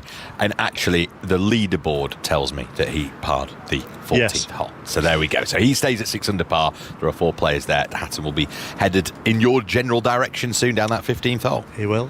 Coming into our view very shortly here on the 17th, Colin Morikawa, who is 3 under, and Minwoo Lee 2 under. Joaquin Niemann is 1 over, so he will be making the weekend as well. Still on our scoreboard, we have the projected cut at 2 over, but we will monitor that. Ali. Don't think Phil Mickelson is going to be here for the weekend. Double bogey at 15 put him at 3 over par, and his tee shot, and it never sits the nicest, the par 3 16th for Phil Mickelson. The left-hander, that just held up in the wind. Andrew McGee tailed away to the left-hand side. It's dropped in the water. That was a horrible shot. That's the worst shot I think I've ever seen him hit. He almost hit the 2 turtles. He was closer to the turtles than the green. And he just absolutely missed the ball up in the air, cut it back against the wind, lost all of its steam, plunged into the water. Just surprising Phil. He just wants to get out of here now. Right, Phil Mickelson in the drop zone. So that is a circle that is drawn at the end of this long rectangular, closely mown teeing area. So he's still got all the water to cover with the par 3 green of the 16th away in the distance. We are now totally in shade. We're waiting for Scotty Scheffler to hit his bunker shot on the 15th as well. Mickelson's settling on what's now his 3rd shot on the par 3 16th. Justin Thomas playing his approach shot into the 15th to our right. But let's keep an eye on Mickelson first of all. Up in the air it goes, and that is perfect for distance. Lands to the right of the flag like the butterfly with sore feet. Just touches down on the putting surface, and he will have that for a bogey 4. But now here comes the crucial shot for the defending champion, the world number 1, the bearded figure of Scotty Scheffler in various shades of blue this afternoon. Blue polo shirt, darker bluer trousers. He stood in the bunker there. He stood behind the ball, Andrew, and now he's stepped out of the bunker and he's coming walking across the green. That's very interesting. I think he was trying to feel the lie. If it was a little bit downhill, if it was a flat lie, how far could he throw it up there? How far is the ball going to release on a downhill lie? I mean, he's decided there. Now he's deciding again by feeling the green, how firm it is. He knows it's firm from watching last night's television, and he knows what happened. Let's see if he's judges, but I've never seen that. Going in the bunker, then making a decision, then coming out of the bunker and trying to figure out that was the right decision or not. You can see the trail of footmarks, and Scheffler's gone down exactly the same path, just trots down into the bunker. Powdery white sand beneath his big feet in the white golf shoes. Justin Thomas promptly comes marching onto the green in his lemon yellow sweater in the white trousers this afternoon, bends down and marks the ball, gets out of Scheffler's way. Jason Day, I think, is going to be putting first away to our left. That's for a birdie on the 16th to try and get to 6 under. We've got Rose at 8 under, DeChambeau at 7 under, McIlroy at 6 under after a 66 today, and Scheffler playing his 3rd shot here, so This is for an eagle from the bunker. Big, long swing, big cloud of sand thrown out onto the green, and now the ball starts rolling towards us and trickling towards the flag, but it's falling away to the left-hand side, and there's going to be probably about 20 feet or so for the birdie putt for Scotty Scheffler. What do we think of that as a bunker shot, Andrew McGee? That's a terrifying bunker shot. I mean, there's all kinds of things that can go wrong there, and I think 5 would be a good score, but he does have a birdie putt here. Right to left, we've got a nice putt up the hill. Jason Day, can he get it there in this really soft, buttery yellow, off-white shirt? I think it's going to be the color right now. We'll see if he can get it there. No one's got there yet today. Jason Day takes his last look at the hole. Big, long backstroke, gives it a good bang. Up, it's short. It's just too hard to judge the steepness. Is that a word? The steepness of that hill. Yeah, vertiginous, Andrew, that is steep, putting up the hill from the left-hand side on the 16th. So whatever colour Jason Day is wearing, he's not made his birdie on the 16th. He bends down, he marks the ball, and he's still got work to do for his par. Jose Luis Ballester, bright red jumper, now hands on hips, has given it the double teapot because he's attempted a putt from the back right of the 15th green. It's got caught up in the fringe. It was one of those putts where the line of it was such that he had to sort of putt off the green to get the ball back onto the green, and it's ended up leaving him a long, maybe 30, 40 feet still left for him and work to do. He might even have to keep his turn here, Ballester, who is at 8 over par. So Scotty Scheffler, we're really waiting for here on the 15th green. Away in the distance on the 16th is Keegan Bradley. Bradley is putting from off the green on the right of the 16th, rolls the ball onto the putting surface. That looks pretty good for judgment of pace, and close it goes to the yellow flagstick, so he'll have that for a par to come shortly. We're waiting for Scotty Scheffler to have a go at his birdie on the 15th. Meanwhile, further back down the course, I think, James, you've got eyes on Tyrrell Hatton. And Tyrrell Hatton has just teed off on the hole that you're sat at, Ali. So you'll have eyes on him as he approaches the golf ball that is situated on the left-hand side of that fairway. Decent tee shot. Might have to get a little funky with the second if he wants to give himself an eagle try. We'll keep reminding you of the leaderboard as we go. Closing stages of the second day of the Masters. Sunshine has disappeared behind the clouds, but as I said earlier this week, Augusta again just in high definition. It looks absolutely glorious. Picture perfect this afternoon. The grandstand's not totally full around us at the moment. Still plenty of patrons massed around that 16th green, though, watching one of their favourites, Phil Mickelson, who's putting here for a bogey 4, which would take him out to 4 over par. Well, he's made that, which is a good effort from Phil Mickelson, because having found the water with his tee shot, with the second ball has made a birdie, so he's still in there fighting, but 4 over par, he's going to need a couple of birdies in the last 2 holes. And we're getting pretty close, I think, here, Andrew McGee, to the Scotty Scheffler birdie putt. So Scheffler at 6 under, and he's not had it all his own way today and wasn't playing brilliantly yesterday, but he is still an ominous presence on this leaderboard. We're going to be saying it all week. Yeah, that's such a great trait, to not have your A game and still shoot under par scores every week, every day of your life. It's quite amazing how he just knows he's got this innate ability. It's something he was born with, that he can just get it around the golf course no matter how he's feeling, how he's swinging. And let's go to Cat. In just a second, Cat. Hang on. Jason Day putting for par. Short one on the 16th away to the left. Then it'll be Scotty Scheffler for birdie. Then we're off to Cat to find out what's happening with Colin Morikawa. Day completes the job on the 16th, clenches the fist, pleased with that. 2-putt par on the par 3 16th, remains 3 shots off the lead at 8 under par. So I reckon 18 to 20 feet here for Scotty Scheffler. Giant figure. Looks like he could have been a sportsman in pretty much any sport. Scheffler pulls the putter head back. This is going to turn from right to left. Has it got the gas to get to the hole? It's tiptoeing there, and it just dribbles away to the left-hand side. It was almost perfect. Close but no cigar. It's going to be a par for Scheffler. Yeah, it was always going to be a 5 once he hit that second shot in the bunker. That just left himself in a difficult position, but he gave us a bit of a thrill going for it in 2. Thank you very much, Scotty. Thank you, Scotty. 6 under par for Scotty Scheffler. 3 holes to play. The sunshine comes out again, Cat Downs. Yeah, just about catching us here up above the 17th green, where we've just seen a 10-foot putt for birdie for Colin Morikawa, and just before he struck it, he had a good look at the big white leaderboard over to our right-hand side, read all the names, looked at all the scores, really took it in, and then puffed out his cheeks as if to say, crikey, I've got a bit of work to do. And then he stepped up to this 10-footer, rolled it down the hill and into the heart of the cup. So he moves to 4 under par, 4 shots off the lead. The other thing as well, Ali and Andrew, we were talking earlier, weren't we, about the demeanour of golfers and how the entertainment they provide, and the contrast between 5 minutes ago, Scottie Scheffler walking down 15, head down, looking at the tips of his toes, as Kat beautifully described, and then 5 minutes later, Min Woo Lee walked up the 17th, dressed all in black, but like he was in a marching band. He had his putter. What do they call the things minarets? Is that minarets? Minarets? Yeah, but you don't mean the baton? Yeah, the baton. The baton. Yeah. So he had the putter as if it was one of his batons, and he was twirling it around. He was throwing it in the air and catching it. I mean, the contrast couldn't be more stark. I thought that was most marked today, Mark. Just before we came out on the golf course, you and I having lunch, watched McIlroy make par on the 9th, and nothing was really happening, and he was 1 under for the round, and Justin Rose was still way ahead of him. And we looked at him there, and he sort of trudged off that 9th green, didn't he? And he was a little bit world weary, and then the bounce in the stride on the back nine. And that's what's so brilliant about this golf course. You know, I think as we walked out on the golf course, we'd seen that he birdied 10, and I said to you, we've seen it so many times. The birdies are there to be made on the back nine if you attack it, if you get it right. He's done that today. That's why, Andrew McGee, the Masters is such an incredible tournament. It's incredible. I was counting up the birdies earlier. Our Rose and DeChambeau both made 12 birdies. So when you start making birdies, it kind of feeds on itself to make more birdies. So they're the 2 birdie leaders so far for these first 2 days. Majorettes? Could be majorette. Majorettes? Oh, drum major.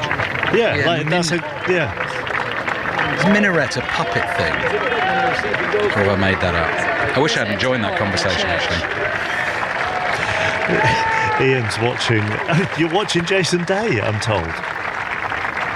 Actually, looking at minarets. No, I am watching Jason Day, and he's teeing off on the 17th, and that one bouncing into the rough down the right-hand side and settling down just in the first cut of rough, and he remains at 5 under par, the Australian. So as the sun comes out properly now from behind the cloud here on 17, we will be getting ready for Jason Day coming up 17 as Scottie Scheffler arrives on the 16th tee. Yes, and I think he's just feeling the chill at the moment because he's put the dark blue jumper on. There's a bit of Seve Ballesteros about that. He always used to finish an Open Championship, Seve in contention, all in blue on the final day. So it's dark blue jumper for Scottie Scheffler, the dark blue trousers as well, set off by the white baseball cap and the white golf shoes and the white golf glove on hand. And there's loads of little pockmarked divots that are filled in with that sort of green sand. Everything has to look just so here at Augusta. You can't leave a divot with this sort of brown turf uncovered underneath. So as soon as someone hits a golf shot, someone will run in with their little cup of green sand and it gets poured into the divot, and Scottie Scheffler has pegged his ball up. And the 16th looks an absolute picture, splashed in Georgia sunshine. Scheffler in the shade, green, spotlighted by the sun in the distance, and his ball is on its way. And the line, I tell you what, that looks pretty good to me. Left of the flag, sort of middle of the green. No, it's not going to stay up there. It certainly had the legs, Andrew McGee, but it didn't have the line, and that will roll all the way down to the bottom of that 16th green. Yeah, not really taking a chance and keeping it left of the hole, which is a smart play here on 16 if you're not feeling it. But I think it looks lovely. And it's a monochromatic outfit. Lovely. Love that from you, Andrew McGee. Tyrrell Hatton stomping down the 15th fairway away to our right, arrives at his ball. Unlike Scheffler, not having a go at the green in 2, but there he is, right in the middle of the 15th fairway, and about to attempt, Mark, one of the most difficult shots, I think, just judgment-wise today, just to get this right. And I've seen Bernhard Langer get this wrong. I've seen Phil Mickelson, and not even get it wrong. I think sometimes, Andrew McGee, you hit the shot you want to hit, and the wind just gets up a little bit, knocks your ball down, and you end up in the water, or you end up over the back of the green, and it's a nightmare dealing with it from there. It's a brilliant hole, this 15th. We would prefer if it was downwind so we can see how the second shot's coming in for eagle opportunities, but this is so much fun. We can't tell you how steep the slope is coming down to the water's edge. It's downhill into the green, so they've mowed the grass back up the hill, so when you put your sand wedge behind it, It's very, very tight line, so you're trying not to chili it or scald it shut, and you're trying to hit it into a certain place on the green, and then you're trying to put a little draw on it so it doesn't back up too much. All those things are going through your head. Here comes a beauty to the right of the hole. Just lovely, right, bouncing to the left. Spinning in there. 3 feet. Wow, gimme. That is a magnificent golf shot from Tyrrell Hatton with the wedge from the perfect distance to the right of the flag, took the borrow on the green, spun it in, controlled it beautifully. It was trickling towards the hole. It even threatened to drop there for an eagle 3. That, as Andrew says, is a tap-in birdie. He didn't chili it, he didn't scull it, he absolutely nailed it, and he'll tap that in, and he'll get himself to 7 under par, and that will be 1 shot off the lead held by Justin Rose. Tyrrell Hatton, Mark, is very much in the mix. Give us an appreciation of that shot, Andrew McGee. Well, that's the best one I've seen since I've been here, and that was the last couple hours, and he judged it perfectly, and the wind is still buffeting, and so it's still difficult. It wasn't like it was an easy one at all. He just judged it perfectly. So he, barring something untoward, will go to 7 under. Scheffler 6 under as he is playing the par 3 16th. Jason Day 5 under, and we are waiting for him to come interview here on 17. So it's whether it's Ali and Scheffler or whether Ian has Jason Day. Can't see Jason Day just at the moment, but I feel can like that's the story. If this had to be billed as a listen again, where is Jason Day? Yes, would be the subtitle. It's like a Where's Wally, isn't it? I can tell you that a minaret is a slender, tall tower, and it's often found in mosques. So majorette is definitely what you were looking for. Thank you very much, Ali. Shouts of 4 right from the Spanish amateur Jose Luis Ballester. Won't be here for the weekend. 8 over par. Has fanned his tee shot off the par 3 16th away to the right-hand side and had the patrons duck in and dive in there. Didn't see where the ball fit. And that's possibly the ball in the shadows there, just at the feet of the spectators to the right of the 16th green. We'll take Jason Day here with Kat. Yeah, well, we can see him. I think that's the big news. We found Jason Day, and he's found the right-hand side, the rough down the right-hand side of the fairway here on the 15th, standing in the shade, hand on his hip, now stepping out into a patch of sunlight to assess his second shot into the 17th. Wind behind. It's getting to that time of the evening as well where the 17th fairway becomes a corridor of golden evening sunshine pouring along the fairway towards the green, and Jason Day just gesturing across to either Phil Mickelson or Keegan Bradley to decide who plays next. He's pulled the club out, but I think that's Phil Mickelson in the centre of the fairway wearing a white body warmer. The layers are definitely going on here. The wind is still brisk, and as we head into the evening, there's definitely a bit of a chill in the air. All the patrons in the grandstand here have pulled on hoodies and waterproof jackets to keep the wind out. And Jason Day still standing there amongst the trees. So if anyone else has got any more action to bring us, then do jump in. I think he might be about to play. He's pulled the club out again, having another rehearsal of the swing, still glancing across the fairway at his playing partners in that pale yellow short sleeve top, black trousers, white visor, and I think it might be a Mickelson or a Bradley to play first. Phil Mickelson just wandering casually up the fairway with his hands in his trousers. And there is a ball up here just in front of the bunker here on the right-hand side. So now it is the time of Jason Day to hit the second shot into the 17th, the par 4 here, the penultimate hole at Augusta National. And sprawling dark shadows lacing the fairway as Day swings with the wedge up into the air, riding the wind, which is still tugging at that yellow flag, and it's beautifully done from the former world number 1, pin high, 15 feet from the flag. He'll have that for a birdie that will move him to 6 under par if he can sink it. It's a devilishly difficult green with tons of borrows here on 17, but he's given himself a very good chance.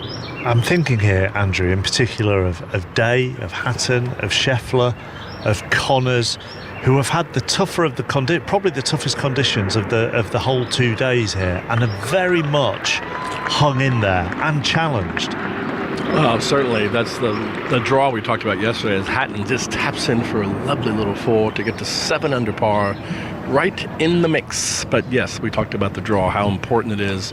You just never know what's going to be good and what's going to be bad until you get out there and do it. But we were worrying, weren't we, Ian, when we were talking earlier that, this could be an afternoon where any of the contenders around here could fall away because we were expecting the conditions to be worsening. So full credit to the men that I've mentioned who are very much in the thick of this. Yes, I agree. And I often think that the biggest names often get a raw deal because they're always asked to play late, either on Thursday or Friday, when the conditions can be at their most testing.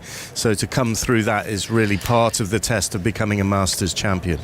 Scotty Scheffler, chaps, is getting ready to putt in the long, looming shadows away in the distance that are draped over the 16th green. Justin Rose safely in the clubhouse at 8 under par. Bryson DeChambeau is 7 under. Scotty Scheffler could join DeChambeau and Tyrrell Hatton, recently arrived at 7 under, if he can hold this one up the hill on the par 3 16th green. His caddy Ted Scott holds the flag at a rakish angle. Ball on its way towards the hole, travels past the hole, into the shadows it goes. Difficult to see from here, but certainly not done just yet. And Jordan Spieth, frustrated with himself on the 15th green below us as well. Started this par 5 15th at 2 over par. I think he's dropped a shot there, Jordan Spieth, so he might not even be here for the weekend, as Andrew McGee was saying. It's gone 10 feet by Scheffler. Scheffler at 10 feet by the hole, has a whack putt for. He did not leave it short, did he? He went for that one.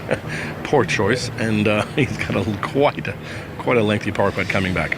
So there we go. We saw the Hatton birdie, tap-in birdie. That was an amazing pitch shot that Tyrrell Hatton hit into the 15th. He's waiting now at the moment, Mark, hands in the pockets of his light blue trousers. 33 years old, playing in his 9th Masters, 39th major in total, and only 2 top 10s in his last 23. Properly contending this week. I'd say a smattering of applause for Tyrrell Hatton. 7 under par, let's not forget, 1 off the lead. And Scotty Scheffler, well, Tyrrell Hatton's not going to be able to play here until Scotty Scheffler has a go at the par putt. And as Andrew was saying, he really biffed that first one up the hill, well beyond the hole.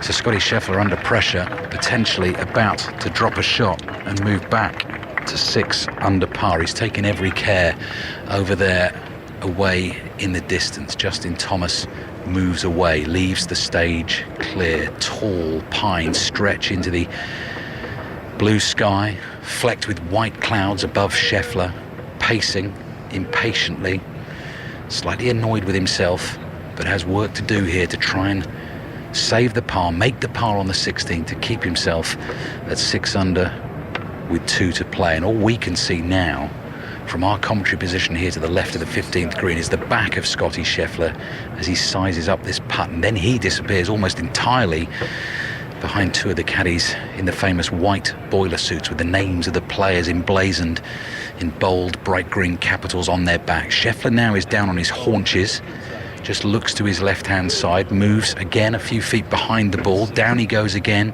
to study the line of the putt. And Scheffler now steps forward. Crucial moment.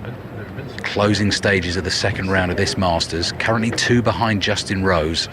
But as Andrew was saying, possibly 10 feet or so here to try and save his par. On its way, and no, it stays above ground. So Scotty Scheffler will drop a shot on the 16th, and he drops back, Andrew McGee, to 5 under par. 3 putt on the 16th. Yeah, there goes the patience. You're getting cold at the end of the round. You've been out here all day. You woke up early to get out here and play and practice and have breakfast and have some sustenance before you teed off before the round, and you're ready to wrap this thing up. You got a couple holes to go. Just get this up there by the hole, and you knock it 10 feet by.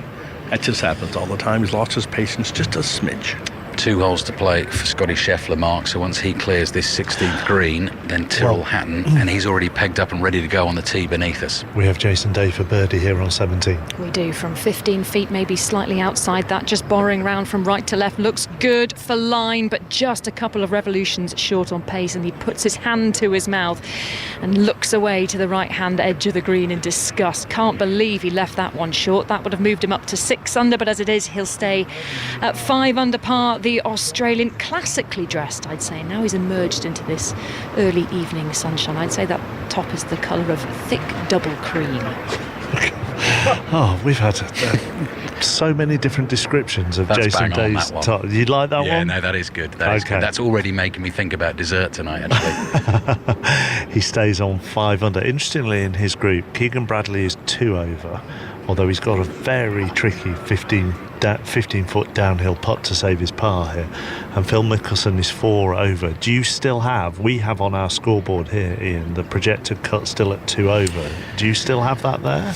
Yes, we do, and I can see Colin Morikawa now on the 18th, just from the little depression to the left of the green, and he's putting with a fairway wood up the hill. This is his third shot on the par 4, overcooking it a little bit, missing to the left, and that has run on for the two-time major champion by about 7 or 8 feet, so work to do to maintain his position at 4 under par. But yes, the cut looks like it's going to come at 2 over par mark. And that's unlikely to change, is it now? Keegan Bradley's just bogeyed 17, so that takes him to 3 over. No, yes, and that's bad news for Bradley. It looks pretty set because we have all of those players. We've got 53 players at 2 over par or better. It's top 50 and ties that will make it. So all those players are sharing 42nd place.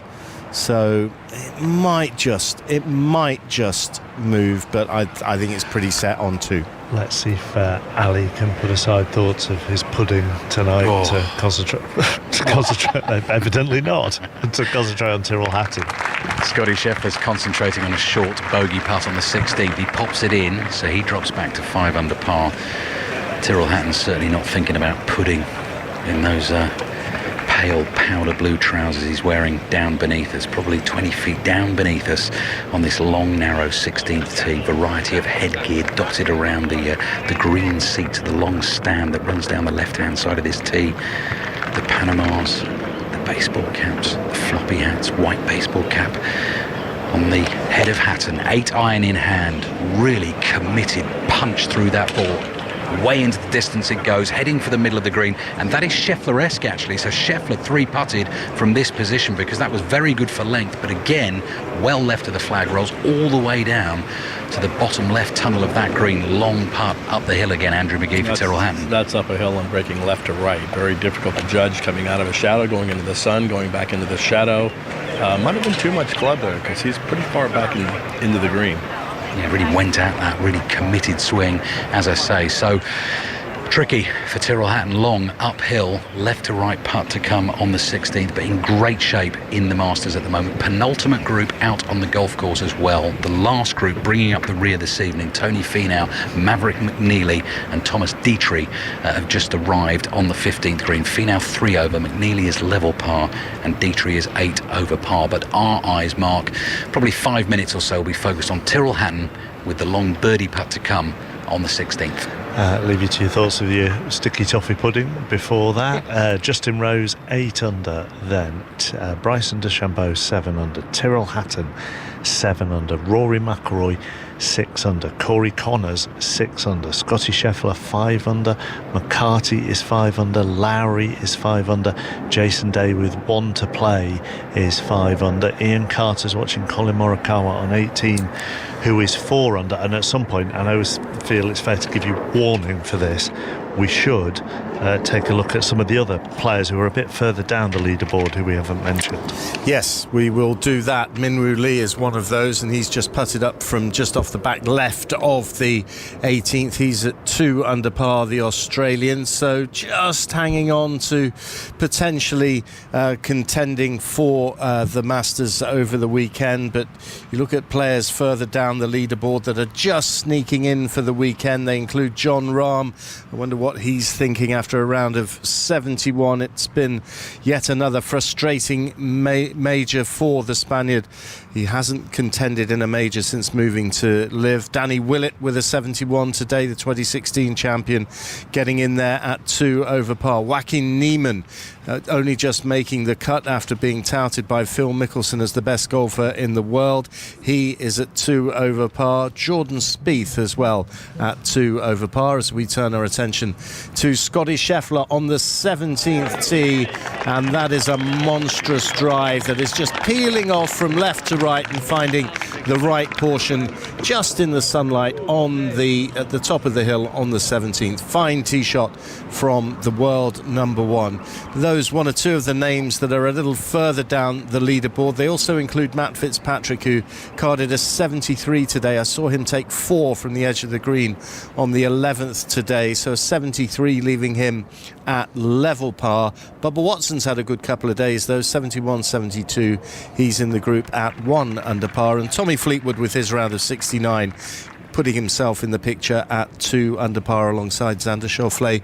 Another cut made for the Open champion. Trish Johnson, just following that tee shot from Scheffler, what he has done today in the main is when he has bogeyed, he's then bounced back. Yes, he has, but and he's hit an absolute ripper of a drive down 17, so he's got every opportunity to knock that one in close as well. It's been an interesting day. It's not been easy for these afternoon players this afternoon. I think he would have thought that maybe probably would have been looking to get 8, 9 under. I think he'll be disappointed without a shadow of a doubt, but again, for us watching, I just think this is absolutely amazing. This leaderboard all is bunched up and they're such good players. Just to jump in, Mark, Morikawa missing from 9 feet to save his par at the last, so assuming he knocks in the remainder, which is about 18 inches for his bogey, he'll slip back to 3 under par. So you'd go along, wouldn't you, Trish, with what we were saying with Andrew about just the admiration for the guys that have hung in there and have managed to actually climb the leaderboard this afternoon. Oh yeah, definitely. I mean, it's everybody knows. I mean, it's not been that severe this afternoon. Let's not make it out like you got the real good end of the draw if you got the late early. But it's tougher. Yeah, it's a little. Yeah, maybe a shot or two. But that's you could. I'm pretty sure if you asked Rory about 15 yesterday, he would have preferred it maybe the other way round. You never know. If he'd have played today with slightly softer conditions after the rain last night, you can just second guess that all day long. Yes, it's been a little bit trickier this afternoon because of the gusts of wind, but Tyrrell Hatton. There's always someone that tells you that the conditions are absolutely fine, and there'll always be someone moaning that, we didn't get the right end of the draw. That's just how it works out. But which one were you in? I always had the right end of the draw, apparently. I've been told that a gazillion times.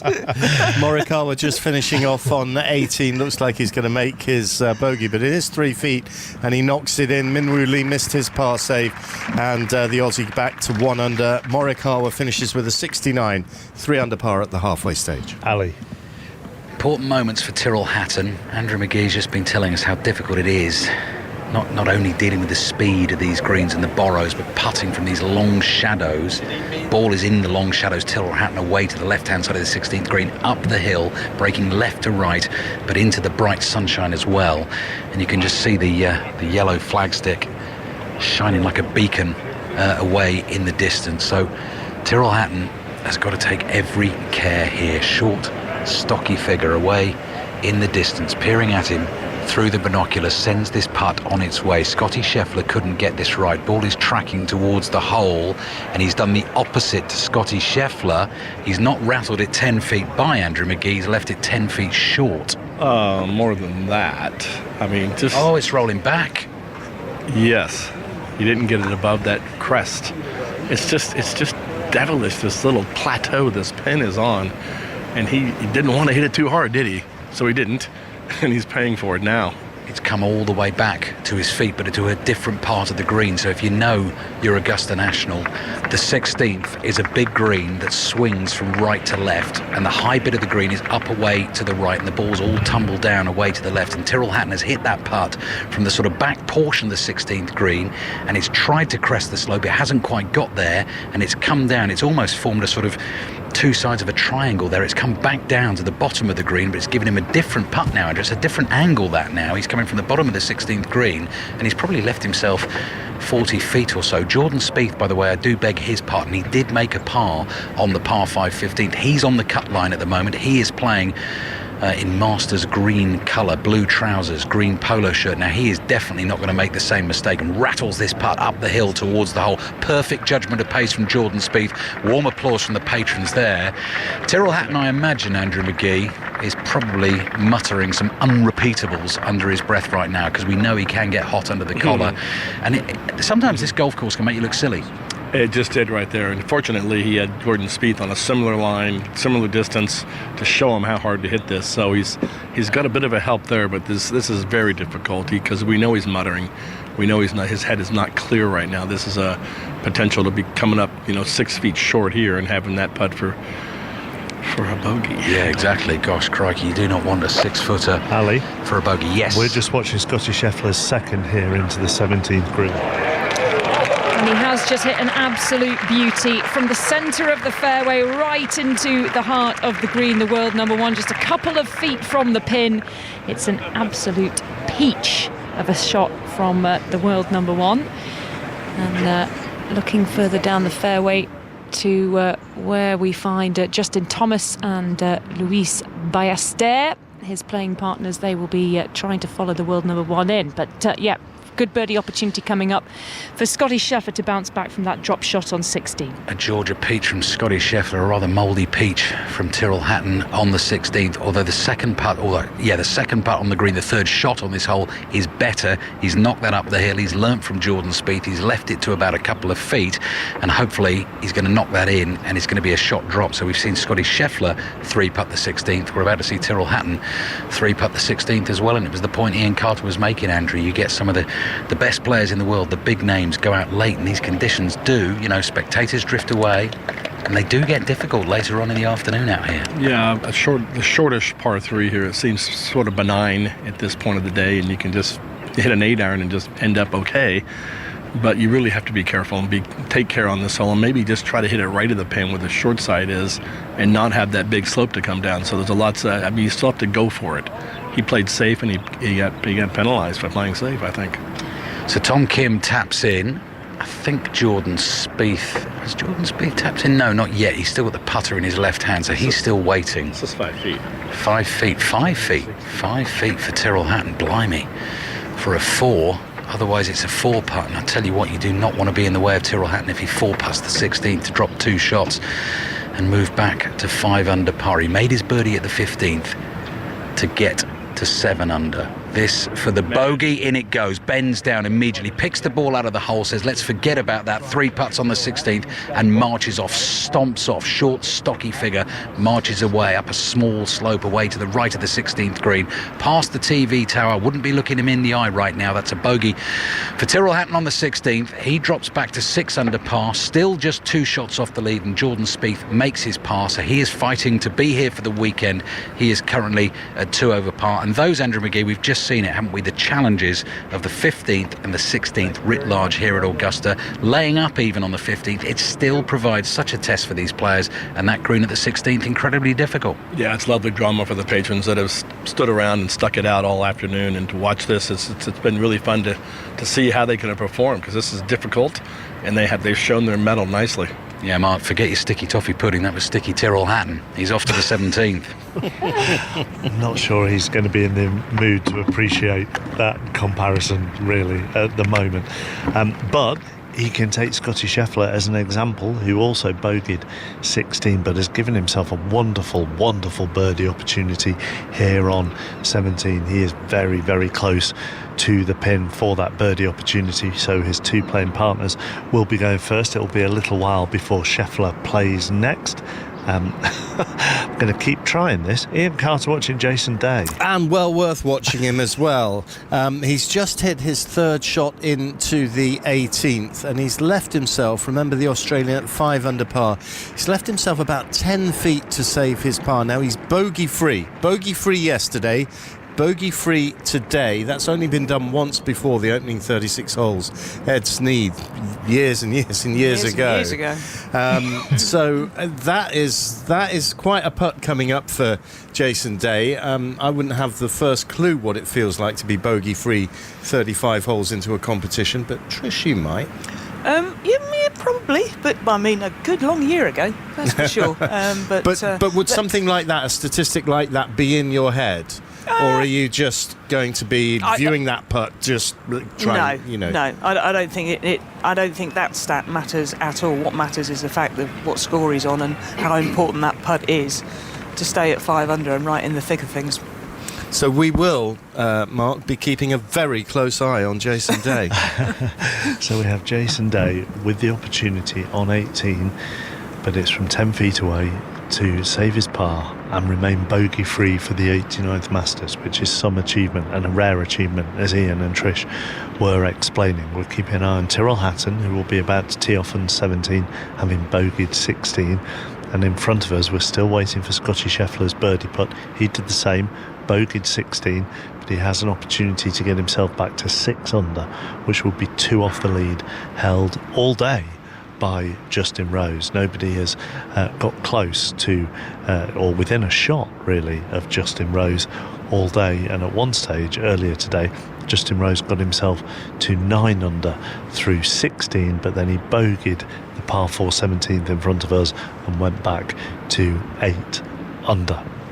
Birdie putt for Justin Thomas, the two-time major winner at level par, and judging by his body language, because the rather large figure of Scotty Scheffler was blocking my view, it just misses to the right-hand side. So Justin Thomas tapping in that lemon yellow jumper for his par here. He'll stay at level, and he will be heading to the 18th, barring a disaster there, safely through to the weekend. The cut at 2 over as it stands. And then it's the turn of José Luis Ballester, the Spanish amateur winner of the US Amateur. He's had a bit of a tricky time down here on the 17th. His drive found the rough down the left-hand side. Second shot clipped one of the overhanging pine trees on the left and dragged the ball down into the grass to the front left of the green. So he's just had to chip on. Now he's got a tricky putt to save his par and stay at 9 over, and then it'll be Scotty Scheffler's birdie putt to come in.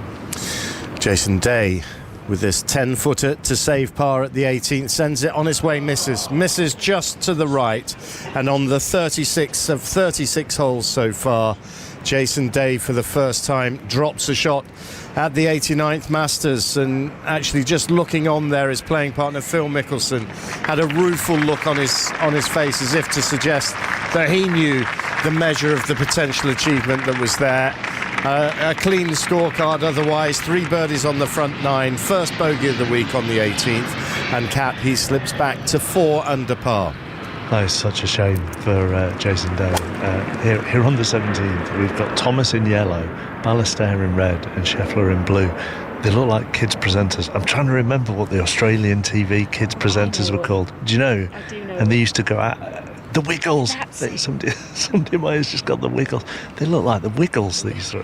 Do look like the Wiggles, all dressed in the primary colours, and Scotty Scheffler is the blue Wiggle, head to toe, navy on the top, navy on the bottom. He shrugged on that lovely soft looking knit to keep out the evening chill, and this just 3 feet or so down the slope. Little bit of movement on this for the world number 1 from right to left, curving round, and in it goes for Scheffler. Bounce back birdie for the world number 1. That's 4 bogeys, 6 birdies now on the card, and he's back to 6 under par, 2 shots off the lead. And he heads towards the 18th tee, and he is still there. He has that, what did you describe it yesterday as, Ian? A sort of ominous presence? Yes, yeah, and it is an ominous presence, because he's not had his best stuff. He's had his setbacks, and as Kat so rightly said there, another bounce back birdie. I saw him chip in on the 12th earlier today, that after dropping shots at the 10th and the 11th, and so many players, that could be a really sort of rocky period that would really derail you, but not when you're Scotty Scheffler and hunting a 3rd Masters green jacket. Here's Tyrrell Hatton. Bogeyed this 17th hole yesterday, but he's given himself a prime position off the tee on 17, splitting the fairway, and he will have probably 150 yards in from there on 17, and an excellent tee shot after his travails on 16.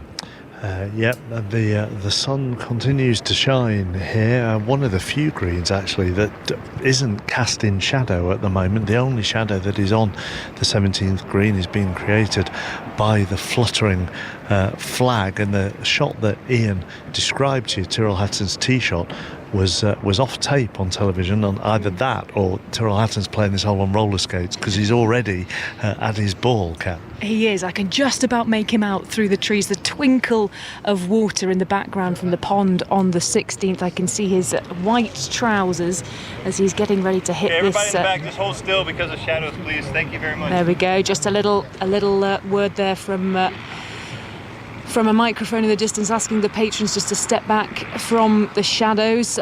Scotty Scheffler has reached the 18th tee. James Gregg has got eyes on that, so he'll keep you updated there. And just try and see. It's such a difficult position to try and peer through the branches of these pine trees down the left-hand side of the 17th. I don't know if it's going to be Tyrrell Hatton to play first from what I can see through the trees. So James, how's Scotty Scheffler looking on the tee on 18? He's just had a final little glance of the notebook. He's tucked it away in his back pocket.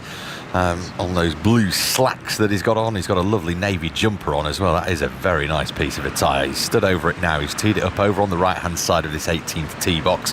And one final little waggle. The club rests behind the ball. That big wide shoulder turn of his, and this tee shot looks like it's headed left, way left. In fact, there's the shout from caddy Ted Scott. 4 left towards the patrons up the left-hand side. That looks in some real salad, actually. There's a big bush that I think that ball of Scotty Scheffler's may well be obscured behind. He to make a par 4 up this closing hole for what would be a round of 70 here on day 2. Well, he's going to have to really cook something up there, and he just looks really disconsolate at that. He took a lot of care over that final tee shot, and ultimately that care amounted to nothing. He's going to really struggle there at the 18th hole. Now, Tony Finau, we've just got pictures of him putting at number 16 for a birdie. That would have got him inside the cut line. He's at 3 over par. He's just missed it on the left-hand side. Kat. Yeah, just watching Tyrrell Hatton walk up, he has already taken his shot, and I couldn't see it from between the trees. I know he's got a putter in his hand, and there are 2 balls on the green, so Tyrrell Hatton on the green safely here at 17. Just trying to work out which ball is his. We had Tom Kim down the left-hand side, Hatton in the middle of the fairway, obscured from our vision by the trees, and then over to the right-hand side, Jordan Spieth at 2 over par, so he's really working here to make the cut, which currently sits at 2 over. All 3 players now walking up this lovely golden carpet on the green of the fairways, where the sun is just dipping down towards, as I say, that sparkling water over in the distance, the pond on 16 catching the light. And we'll find out in a moment who heads to which ball. Looks like Tyrrell Hatton is walking round the right-hand edge of the bunker towards the ball furthest from us, but certainly looks like he's got the better looking putt from, if that is in fact his ball, from about 22 feet, I'd say, down the slope and then towards the flag, which is just pulling in the evening breeze here, that yellow flag fluttering away on the top of the yellow flagpole. But yeah, Tyrrell Hatton just about to repair the pitch mark that his ball made when it landed on the green, and then he'll walk back towards the ball, which is, what do you say, Mark? What, 22 feet? But yeah, I'm sorry about that. We missed him because he was hidden behind the trees. But yeah, safely on the green for Tyrrell Hatton and 22 feet for birdie. And it won't be him to go first. It will be Tom Kim to go first. So Trish Johnson, did you see where Scheffler's landed, as James Gregg described? Well, in the cabbage, I think, would be a safe assumption. And I think he's going to do well to make bogey, because I think he might have to take a drop. It's one of those, Trish, isn't it, where actually it could have quite easily, because it started so far left off the tee, could have quite easily caught one of those overhanging branches that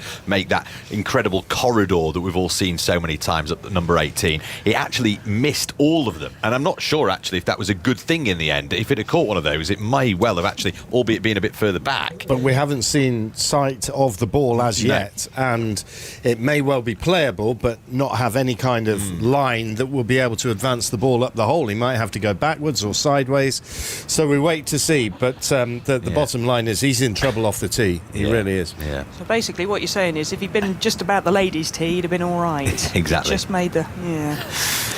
Well, bit embarrassing, but nonetheless. And it's a Do we have ladies' tees here? No, they don't. They have members' tees. Members' tees. Yeah. Quite right too. Yeah. So there you go. Yeah. Oh, Yeah, here we we can go. see his ball now. We could get a club on it, but he's underneath that huge.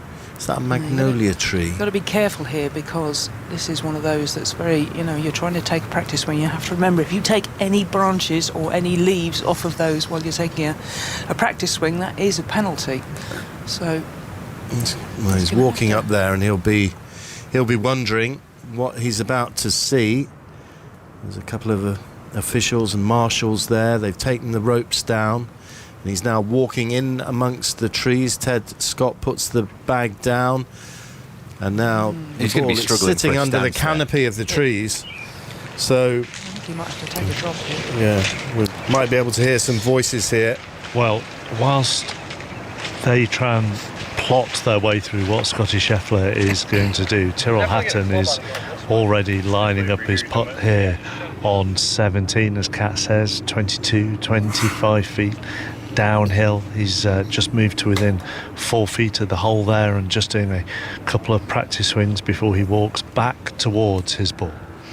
He is, Jordan Spieth also pacing around a birdie putt. He's on the cut line at 2 over par. Tom Kim has just rolled his birdie putt up within a couple of feet. He's at 1 over, so safely inside at the moment. But it's Tyrrell Hatton on whom we are focusing at the moment. There's a birdie putt, 20 odd feet, to move to within 1 of the leader, Justin Rose, at 8 under par. And Tyrrell Hatton, firm wrap of the ball, heading towards the hole at some pace. It's gone beyond the cup, couple of feet past, and the birdie will stay above ground. And he's still got a little bit of work to do on this sloping green.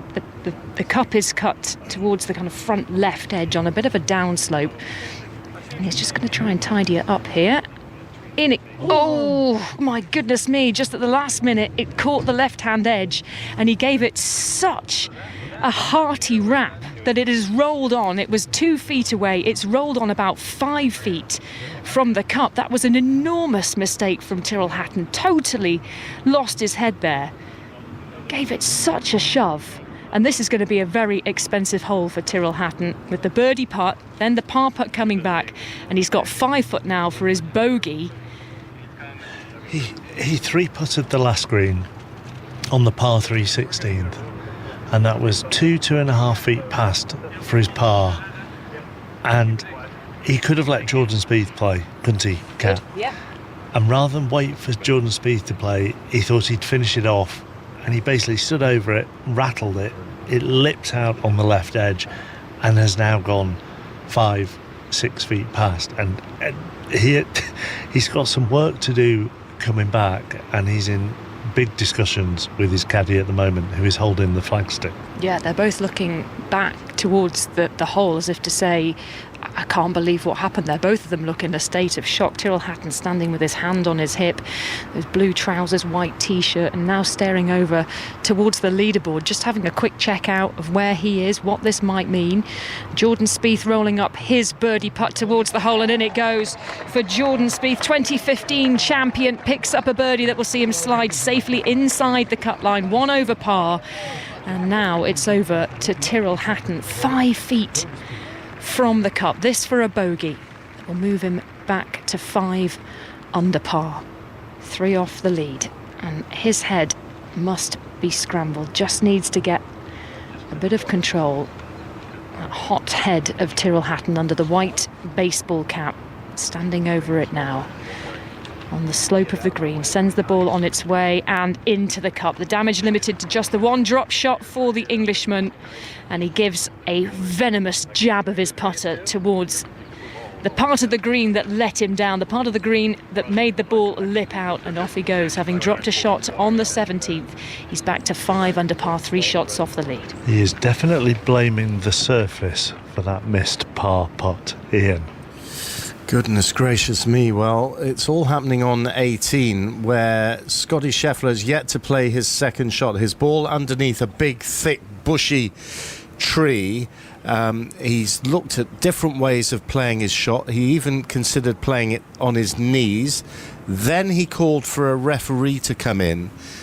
and I can't be sure at the moment. There is a fixed wired piece of equipment with a headset on it that is between him and the fairway, and I don't know if he's trying to get some kind of relief from that being there. Now, in my opinion, that doesn't look like something that is interfering with his shot. I think he's taking a drop and he just wants to... Well, here we go. Let's see if we can hear what he's saying to the referee. Where the ball is. It's not a free drop. They've moved.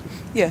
He's taking, because he's getting 2 club lengths, but he's trying maybe to get slightly more than 2 club I wonder if he thinks that might be impeding him if he's trying to scuttle one out of the ground when he's playing it from on his knees. I think that, you know, I think he's seeing if it can just be ripped out. I don't. No? You think he's trying to try it on a little bit? No, I think he's taking a drop, and he just is getting a referee in there to say, I think. Okay. But we'll find out. I mean, they're going to be dangling a microphone there is in no there, chance aren't of they? him getting a free drop. No. Well, no, but Not he's going a to. It seems like he's going to try a little bit. No, because of that fixed object. We'll have to wait and see. I mean, he's one thing is for sure. Here we go now. He's underneath the. He's saying that he's having a reach for it there. For his normal stance. Actually, this might work here too. You okay? You just need to accommodate that situation the least intrusive way. I think if I went in the other way, it'd probably be. Okay. Awesome. Thank you. So he's underneath the tree now, has wedge in hand. His head is rested amongst the branches of the tree, and this is his second shot. There is no drop being taken as yet. Now he retreats from the ball and just rehearses his truncated swing, and now he's into the jungle once again. Wide stance, you can just see the ball above from the ochre coloured pine needles, and now Ted Scott has just said, actually, do you want your putter? Because he's just going to try and scuttle this along the ground. But Scheffler, the defending champion, the world number one, and he's having to peer through leaves and branches and all sorts just to see the ball, and now he manages to hit it. You heard it there, and the ball has emerged and it's come out into the sunlight, into the middle of the fairway, and he just waves his thanks to the officials there. And Scheffler is in the middle of the fairway, a long way back after 2 shots after all of that on the 18th after pulling his drive way left. You were bang on there. He definitely was trying it on. He was. No and he never ever misses an opportunity to do that. No, ever. Right. I think what he was saying there was when he was down on his knees, it looked to me like he'd spotted that little bit of TV wiring or something and thought, I'm going to try and hit my ball over that. Is there an argument that that's in play for me? And I think that official there said absolutely no chance. Exactly. Yeah. That was my interpretation as well. Yeah, you were bang right. I mean, he's a long way back there when he's playing that third shot. We've seen Justin Thomas, actually. He was a good 20, 30 yards further up than that, and he had about 212 yards to that back left pin. So, yeah, it's going to be interesting. He's going to be really hard pressed here, Scheffler, and not wasting much time with this third shot. Both of his playing partners up there, green side, 194 the number. This will be, I think, a 6-iron up the hill.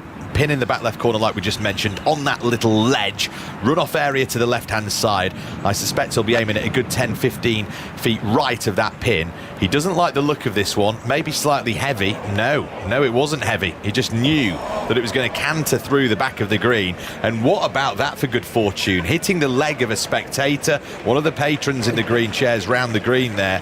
And he's going to have a really difficult chip from the back of that green. Remember, it's going to be his 4th shot, the world number 1. He wants to be right in amongst it in those final few groups tomorrow. Headed towards the weekend at the Masters, the defending champion is going to have a really delicate touch here if he wants to escape with just a bogey 5. I think he hit the narrow metal post that is what holding up the rope there. I mean, that was very, very fortunate, because if that had scuttled even further forward, that would have been a nigh on impossible shot to come back. As it is, it's come back just into that little gully at the back of the green, and at least he's got a shot to play with, but it is so slick down there. That is going to be a very, very delicate chip. How important is it, I wonder, Trish, in his mind, that he gets himself in one of those final 2 or 3? I mean, it's going to be the third group if he makes his 5. I don't think it matters so much tomorrow. I think if this was Sunday, then very much so. He will be desperate to get in the last group on Sunday, but I think right now, I mean, he got lucky on 12 and chipped in. Wouldn't put it past him to knock this one in. It'd be an incredible par.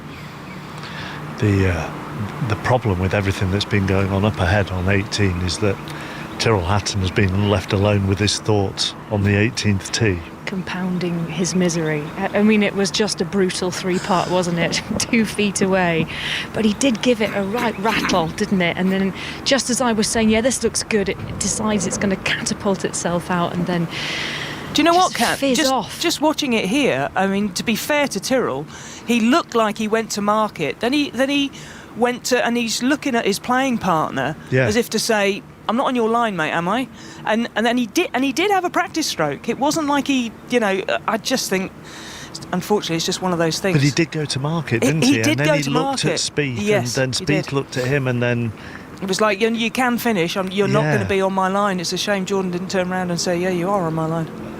So we're still waiting for them to tee off, actually. At the moment, it will be Jordan Spieth to go first. The tree absolutely slap bang in mine and Kat's view of the players. Well, Mark, I can tell you Jordan Spieth has teed off, and he's clattered it into the trees down the right-hand side, and the ball coming straight down from there. Tom Kim, you can hear there, hitting his tee shot, which has found the right portion of the fairways, actually just come up to roll up against the collar of the rough. Meanwhile, up on the 18th green, Justin Thomas with a birdie putt from that bottom level. He hit a stunner of a second, actually. I wondered if it was just going to stay up there on that second tier of this 2-tiered green. It didn't. It rolled some 15 feet further away. He's given it a really good effort, and that yellow jumper that you two were describing in full view of us now, it's going to be a closing par for Justin Thomas. He's going to be around for the weekend. And well, actually, just go back to Jordan Spieth. He's at 1 over par. It's an even par total through 36 holes for Justin Thomas, and around a 71 today in the world number 1, ready to play his chip shot now, Ian. Here he comes then, chipping from just off the back of the green. Such a great chipper of the golf ball is Scotty Scheffler, and he's hit a good one here, and the ball trundling down the slope, beautifully judged for pace, and he's put it to within 2 feet of the cup, and that will be a bogey 5 to finish unless something catastrophic happens with the putter here for Scotty Scheffler, and he will have felt like he's just got away with a bit of an escape there. Yeah, I think when he saw that where his tee shot had ended, and obviously when he realised he wasn't going to get a drop, then I think he would have absolutely snapped your hand off for a 5. It was a terrible tee shot, and decent finish. Tyrrell Hatton now addressing his tee shot here on this 18th tee. I think he likes the look of this one. It started at those bunkers, those 2 white bunkers up the left-hand side. It's just peeled back, not peeled back too much to be any problem for Tyrrell Hatton. So he'll be playing his second shot from the fairway, the right-hand side of the fairway. And up ahead on the green is the US amateur champion, José Ballester, who obviously did cause headlines for, well, unexpected reasons yesterday, I think it's fair to say, Ian. Yes, taking a leak in Rays Creek on the 13th, raised a few eyebrows there. Well, here he is at 10 over par, and he misses with his putt there. You can hear the oohs and the ahs of the galleries around the 18th green, and the Spaniard taps it in for a 78, coming home in 44 bogeys on the way home. No birdies on this second round day, but still quite the experience for him, and he finishes up with that 78 and finishes his Masters at 10 over par. And here is Scotty Scheffler after that delicate chip from the back. Got really fortunate hitting that fence post, made it somewhat easier, and he taps it in, and it's a bogey 5 finish for Scotty Scheffler. Very un-Scheffler-like looking scorecard. Lots of birdies, we're familiar with those, but lots of bogeys as well. 1, 2, 3, 4, 5, 6 of them in the course of a round of 71. But at 5 under par, he is right in it in the defence of his title. At 5 under, 3 shots behind Justin Rose at the halfway stage of the 89th Masters here at Augusta.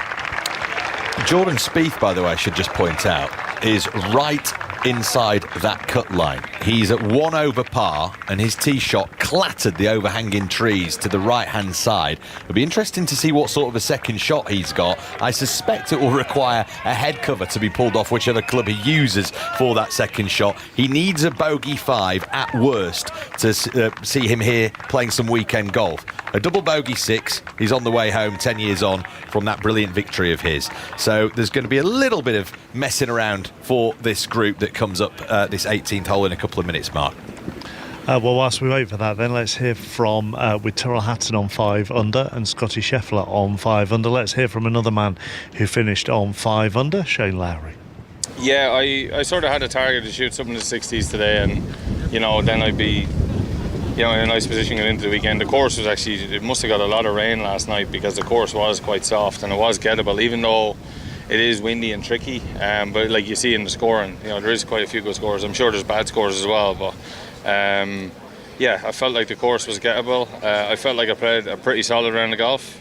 Didn't do anything spectacular. A couple of times I got myself out of position. I think I did a great job getting me back in, and I'm right where I want to be going into the weekend. I opened up today beautifully. The only shot I really missed in the first few holes was the tee shot on 4, and then I hit a poor tee shot on 8 and got fortunate and took advantage of that, made birdie, and from there on I played Amen corner beautifully. I felt like I did everything right, and I'm pretty happy with my day's work. Shane Lowry, I suppose what you would say, Trish, is that the majority of people on that leaderboard have been solid today. I mean, he shot a 4 under par round. Bryson was 4 under par for the day, 7 under for the Masters. I mean, McIlroy's is actually the most spectacular of the day, isn't it? But most people have been solid. Yeah, very much so. And I have to say, I think McIlroy's score is remarkable. I'm not sure I thought he had that in him after that horrendous finish last night. To go home, I can only imagine, almost he must have been tearful, because it's just such a horrendous finish. To come back and produce that today, and especially he didn't really get off to a flyer, did he? Front 9 was 1 under par, but that took some guts out there today to get that sort of score.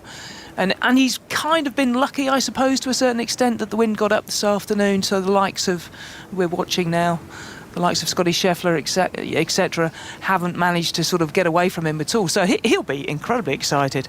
There's no two ways about it. And it's going to lead us to some fascinating pairings for tomorrow as well, which we'll cast our eye over before we come off air. But we're still waiting for Tyrrell Hatton to finish 18, Ian. We are. Jordan Spieth has had to just go with a short iron and get it over the tree that was obscuring his view, so he's still got a way to go with his third shot up to the green on this 465-yard par 4. We wait to see what happens with Tyrrell Hatton. He's down the right side of the fairway, and he has to recover from that awful missed putt. Here he is, right side of the fairway, the Englishman, 5 under par with 178 yards to go. Probably a 7 iron, maybe an 8.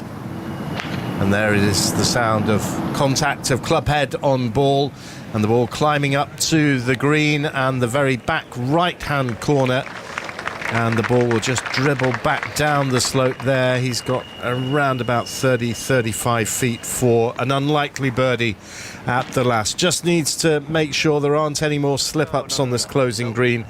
I think if you'd offered him 5 under within 3 of the lead at the halfway stage, he'd have taken it at the start. If you'd offered him that on the 17th tee, on the 34th tee, if you like, exactly. Or 35th tee of the tournament, he would have rejected the offer. Yes, well, and you're never quite sure with Tyrrell, to be fair, are you? I mean, sometimes I think he should win these tournaments by 10 shots, and if he doesn't, he's not happy. But he's an entertainer. There's no two ways about it. Exciting to watch. You could always knock down and hit Tom Kim, a little off a 10-30 cut if you wanted. Just listening to he and his caddy. Is that what you want to do? Chatting things through here. Tom Kim, he's himself just inside this cut line. He's at 1 over par for the tournament so far. He's a 3-time PGA Tour winner. He did all those brilliant victories before he turned 22. The only other player to achieve that feat in the last 40 years was Tiger Woods. So his stock very, very high Tom Kim. Just trying to fade one round the corner here. Those overhanging branches causing him some issue. I think the amount of fade he did impart on that ball caused that shot to come up a little shy. So he's on the very front portion of that green. And that is going to roll and roll and roll, and Tom Kim may well have himself a 30-40 yard pitch shot up to that back left hole location here on his 36th hole. He can't afford anything silly here at number 18 if he wants to make the cut here at the weekend. It's been a difficult 12 months or so for him. Just looking at this leaderboard then, I mean, Matt McCarty, who's on debut here, is going to be playing alongside Shane Lowry, we think, tomorrow. And obviously we'll get all those pairings, but it'll be Justin Rose and Bryson DeChambeau in that final pair, and it's all set up rather nicely. And we're just actually seeing some pictures of Rory McIlroy's round here. We are, and Mark, I think you were absolutely right to highlight just what a magnificent performance this is from Rory McIlroy. The low round of the day, the only player to come close to him is Rasmus Højgaard, who was round in 67, but no one beat 66 today from McIlroy. And as Trish was saying, a really great bounce back, and I think actually emblematic of the way that the resilience that he's shown since blowing the US Open last year.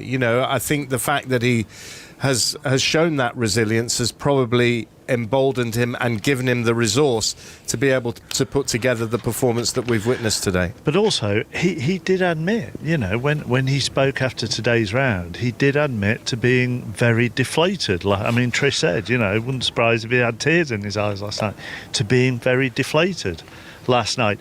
And the thing that also strikes me from his round today, which you've mentioned, is there was a great deal of patience in there because the spectacular stuff didn't really come till after the turn.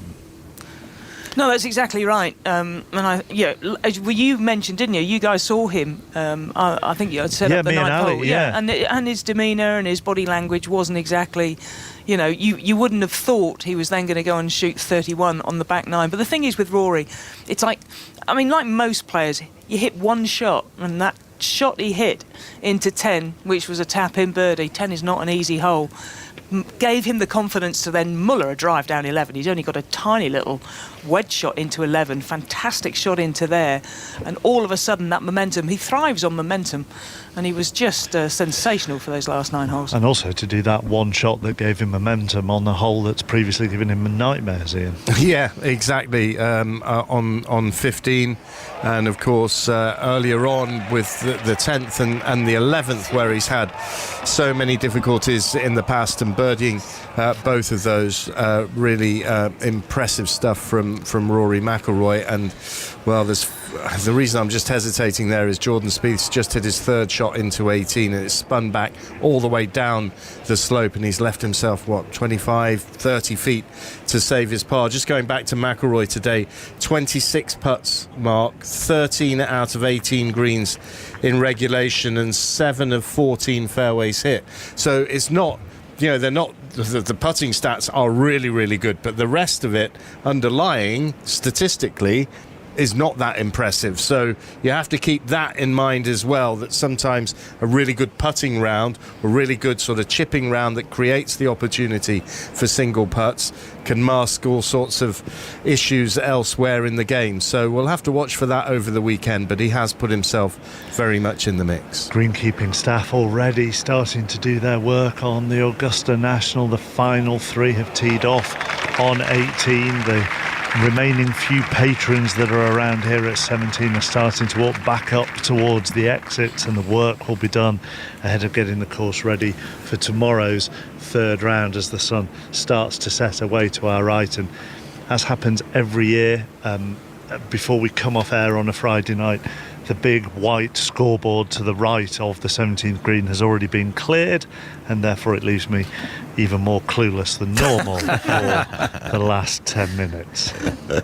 We've got all the scores you'll need, Mark, don't you worry about that. And the important thing is, as it has been the case all day long, Justin Rose is at the top of that leaderboard at 8 under par, 1 ahead of Bryson DeChambeau and 2 ahead of Rory McIlroy and Corey Connors, the 2 players at 6 under. I was just thinking, and this is the what's the word, vagrancies of golf? Vagaries. of vagary of golf. So yesterday, McIlroy, we watched pretty much every shot, and he was just fantastic. Pretty much every drive. I bet he hit 12 out of 14 fairways. He would have probably hit 16 out of 18 greens, and he comes off and shoots level par. Today, his figures are very, very different. But, so he played better golf yesterday. Yeah. But today he shot 6 under and he shot level yesterday. How do you figure it? How do you even begin to think about all that sort of stuff? Makes no sense whatsoever, does it? No. To the layman. A bit like Nick Dunlap. Remember we were talking about him? He actually finished himself off with a round of 71 today. So Craig Wood's record of the biggest gap between rounds 1 and 2 is safe, and that still stands from 1936. Goodness me. Jordan Spieth now. This is important for him, isn't it, James? He's played 3 shots here, so this is a lengthy putt for par.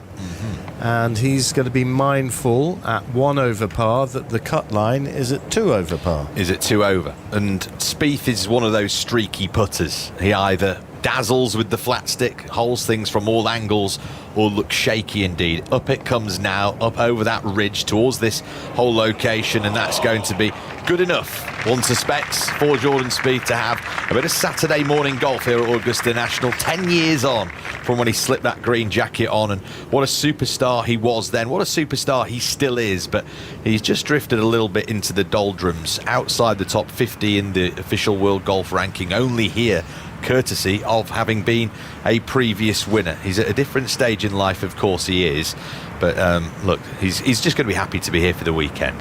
At this stage, that's certainly the case. Of course, recovering from that wrist operation as well, which gave a big hiatus in his career. He's been feeling his way back on the PGA Tour. Now, here's Tyrrell Hatton for birdie.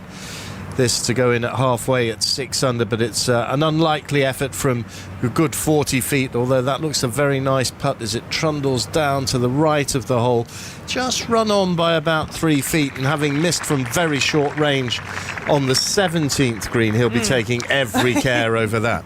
He certainly will be marking that and taking his time and having a good look at it, because I think if that one doesn't go in, I would watch out if I was in the crowd. Yeah, I mean, he's very good. He is a very demonstrative character, as we've talked about an awful lot, Mark, throughout his career, and he can often let himself down with some of the language that the microphones pick up and the gesticulations that come. And he's pointed at various points of Augusta in his time, saying that he's just wanted to blow the place up. He is demonstrative in that respect, but he is also very good at parking his frustrations and then moving on. So hopefully he's got whatever built up inside him on 17 out of his system here on the final hole. Tom Kim standing over his par putt. Hit a lovely little chip shot from short right of this 18th green. The South Korean with the new claw grip over the putter. Well, it's not worked for him there. That was a really, really dodgy looking stroke, I'll be honest there. But he will tap in. He'll bogey the last for a round of 73. Just the one birdie on the scorecard, coming all the way back, probably 4.5-5 hours ago now at the par 5 second hole. But Tom Kim will play the weekend here at the Masters. He finishes at 2 over par after 36 holes.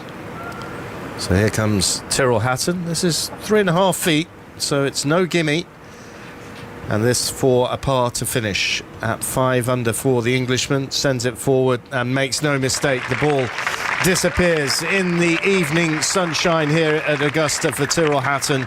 And for the first time, really, he's right in the mix of a major at the halfway stage, despite bogeys at 16 and 17, coming home in 37 for a round of 70. And it means he will go into the weekend just 3 shots off the lead at 5 under par. Jordan Spieth, just to round off proceedings here for this 3-ball, a bogey putt from no more than 1.5 foot. That one goes in. Listen to the applause there. They love him in this part of the world. The green shirt on, and well, it does seem a long way since he won that green jacket. Mark. So the cut is 2 over, yes? Yes. We agreed, and Bernard Langer finished 3 over, didn't he? So his final Masters is complete, and we can hear from the 67-year-old German. Yeah, it was very special last 2 days for me.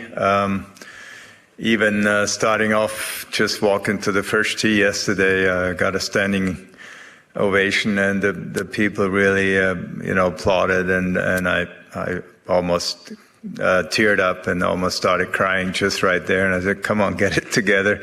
You got some golf to play." And it kind of kept going. There were lots of standing ovations throughout the golf course in various spots. And then, today coming up 18, it was kind of a mixed emotions because I was still inside the cut line. And even when I made bogey, I wasn't sure I'm totally out of there or not, because I actually thought 3 over would make the cut. As windy as it was today, I thought it was harder than yesterday. But it doesn't look that way. So there were lots of emotions flooding through my mind the last 2 days as I was walking the fairways. I saw my wife, I saw my 4 kids. I have so many wonderful memories of playing this golf course. I fell in love with it immediately when I played my first round here, and was fortunate to win twice and come back here for many, many years. Very special. I had my son on the back, our youngest son. We won the PNC father-son tournament 4 times together, and when I said this is going to be my last Masters, I asked him if he would caddy for me, and he immediately said yes, and that was another bonus.